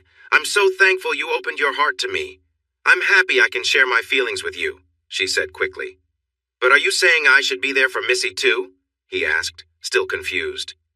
Candace placed her hand gently on his chest. I want to keep loving you and learning about you. Everything about you shows me how wonderful you are, full of love and not afraid to show it. Your parents' affection for each other shines in you, and I truly want your love in my life. I want to share many moments with you, through closeness and also just enjoying time together. Greg felt a wave of relief. These were things he wanted too. Candace took a calming breath and looked into his eyes. None of that would change if I also care for someone else. I'm not asking you to be Missy's boyfriend. You are mine. But Missy needs that kind of connection. I heard from Crystal that Missy has some items to help her feel better, but that's not the same as real closeness. Greg looked back into her eyes and saw the love there. He realized she was serious, but he remembered a past experience that made him cautious. I feel uneasy about this idea, he admitted. I promise you I am not using you like Crystal did. I would never risk what we have now that I've finally found someone special. If you feel this isn't something you can do, I understand and will respect your decision. But I also believe your heart has so much to give. I truly appreciate that you've let me in. I promise I will always be honest with you, Candace said gently. He looked at her and could see that she meant every word. He also felt her affection for him. A strange feeling began to grow inside him, and he realized he needed her close. He leaned in and kissed her deeply while holding her close. They shared a special moment together again, this time with a sense of urgency, as if they were claiming each other. Greg was full of energy and focus, while Candace held on tightly. She felt joy and let out a happy sound. Greg felt his own happiness soon after as he looked into her eyes, seeing her connection and need for him. They kissed again, this time in a gentle and sweet way. Greg turned to lie beside her, and she cuddled up next to him. This was what Greg had always hoped to find. Someone who cared for him just as deeply as his mom loved his dad. Candace was right. He was following the example of his parents because he admired how much they cared for one another. His relationship with Candace was not the same, but that didn't make it less meaningful. It was just different. He still wondered if bringing another person into their relationship was the right choice, but he felt more sure of Candace's feelings for him. That gave him hope. We'll talk to Missy in the morning, he said softly to Candace. She lifted her head to look at him, her eyes shining with love. She kissed him softly and snuggled closer. Candace felt warmth spread through her as she realized how much Greg loved her. She knew he was sincere. For him, love was a vital part of who he was. He had opened his heart to her and showed that he was willing to face challenges for their relationship. That was the biggest sign of trust. His love and trust made her feel less alone, something she had felt for a long time. It was the best feeling ever. Greg loved to run. Every day for the past month, he ran home from his summer job at the home renovation store. He took the job to save money for college. Even though Candace was financially well off, he liked to support himself. Currently, Candace was riding her pink bicycle beside him, cheerful streamers dancing from her handlebars. On nice evenings like this, she would meet him at work and ride home together. Greg's dad was back in town this week, so he would be spending his nights with Candace. They entered her neighborhood, following the smooth road until they passed the Gordons' house. A new glass enclosure was built over their pool, and a row of stones protected the area from passing cars. Candace waved to Belinda Gordon, who smiled back. Soon, Greg and Candace reached the long path leading up to her house. The mansion was grand and spacious, almost too large for the small Tafferty family, but it had always been their home, so they stayed. As they approached the front entrance, Missy opened the door with a wide smile. Her eyes sparkled with joy, and she greeted them warmly. Candace had just returned from putting away her bike and took off her helmet, revealing her bright yellow-blonde hair with pink-tinted ends, which would linger for a while as her natural color grew back. Candace walked up the steps, and Missy gave her a welcoming kiss on the cheek as she stepped inside. Greg followed, and Missy closed the door behind them. Looking around, Greg noticed that the old, stern portraits of the Tafferty family had finally been removed. Missy had sent them to the town museum, clearing away a reminder of the past. Crystal left for her tour in Europe this morning, Missy mentioned, smiling. She's going to stay with the tour group, right? Greg asked, sounding a little concerned. Missy gave him an amused look. Yes, she promised to stay with them. She'll check in with me every night to let me know she's all right. Greg nodded, his worry easing, and noticed Candace looking at him fondly. What? I just want her to be safe, he sighed. Candace stepped forward, wrapping her arms around him and giving him a quick, sweet kiss. Well, I think it's time to get you upstairs and out of those sweaty clothes for a nice, relaxing shower. Greg smiled, and with Missy following, they headed up to the master bedroom. It was a cozy space they often shared when Greg stayed, with the largest bed in the house and a spacious bathroom with a walk-in shower. They stepped into the bathroom, where the warm shower offered a refreshing end to their day. The steam surrounded them as they laughed and chatted, enjoying the comforting, quiet moment together. He wasn't sure why she enjoyed that so much, but it still felt nice for him, and she seemed happy, so he didn't mind. Candace turned his face and kissed Greg deeply. She looked excited as she pressed close to him. He held her gently, feeling a rush of warmth. Pulling back, she looked into his eyes with an intense expression. Let's make this fun! Greg noticed Missy react to Candace's words. With a smile, he helped Missy to her feet and turned her to face the wall. Candace encouraged him, and he took a moment before joining them. Wow! Missy exclaimed as excitement filled the air. Greg felt the energy around them rising as he connected with her. They shared a moment of closeness, and Candace watched with a grin. He held her firmly and moved in sync with her, feeling the thrill grow. They were all caught up in the moment, laughter and joy filling the space. Candace cheered them on, her energy infectious as they continued. The sounds of happiness filled the room, a joyful noise echoing around them. When it was time to pause, Greg lifted Missy up, turning her to face him, a smile on his face. Her cheeks were flushed, but she looked pleased. He leaned in to kiss her softly, and she returned the gesture with a smile of her own. Afterward, Greg helped her out of the shower where Candace was waiting with a soft towel.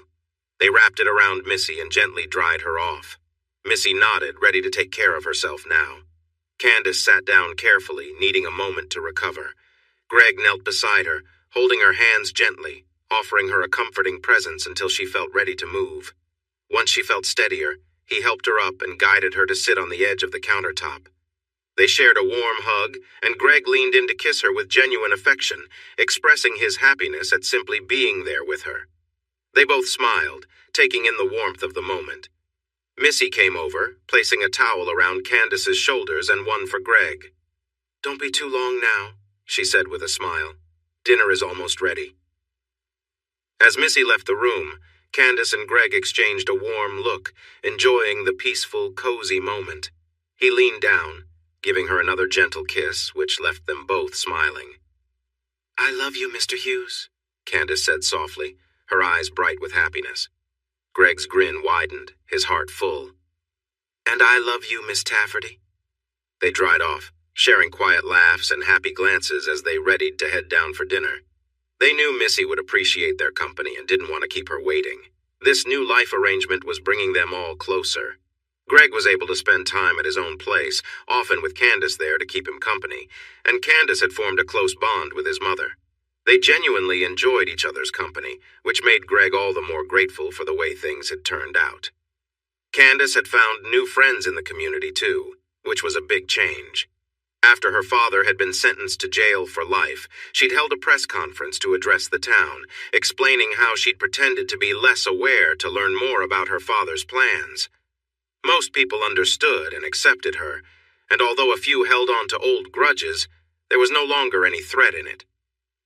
Candace and Greg shared a look of gratitude for all they had now, then headed down to dinner, feeling lucky to have each other and a brighter future ahead. She shared how acting that way helped her see how defensive and unkind she had been before. Now, listening and accepting others made her feel much better. It helped her become a better person. She thanked everyone for their kindness.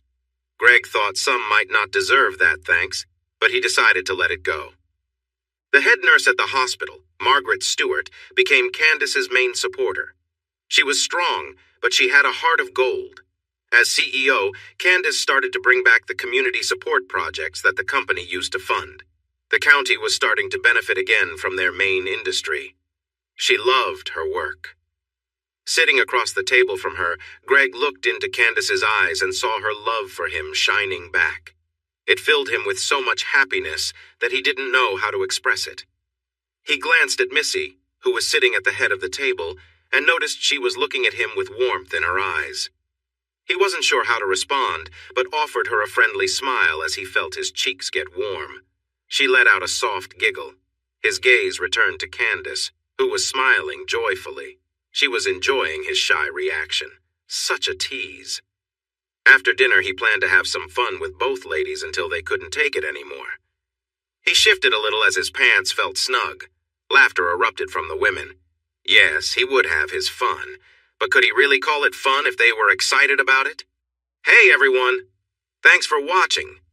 Don't forget to subscribe and turn on notifications so you won't miss any of the exciting stories we have coming up. What do you think about the characters in this story? Let us know in the comments. We'd love to hear from you.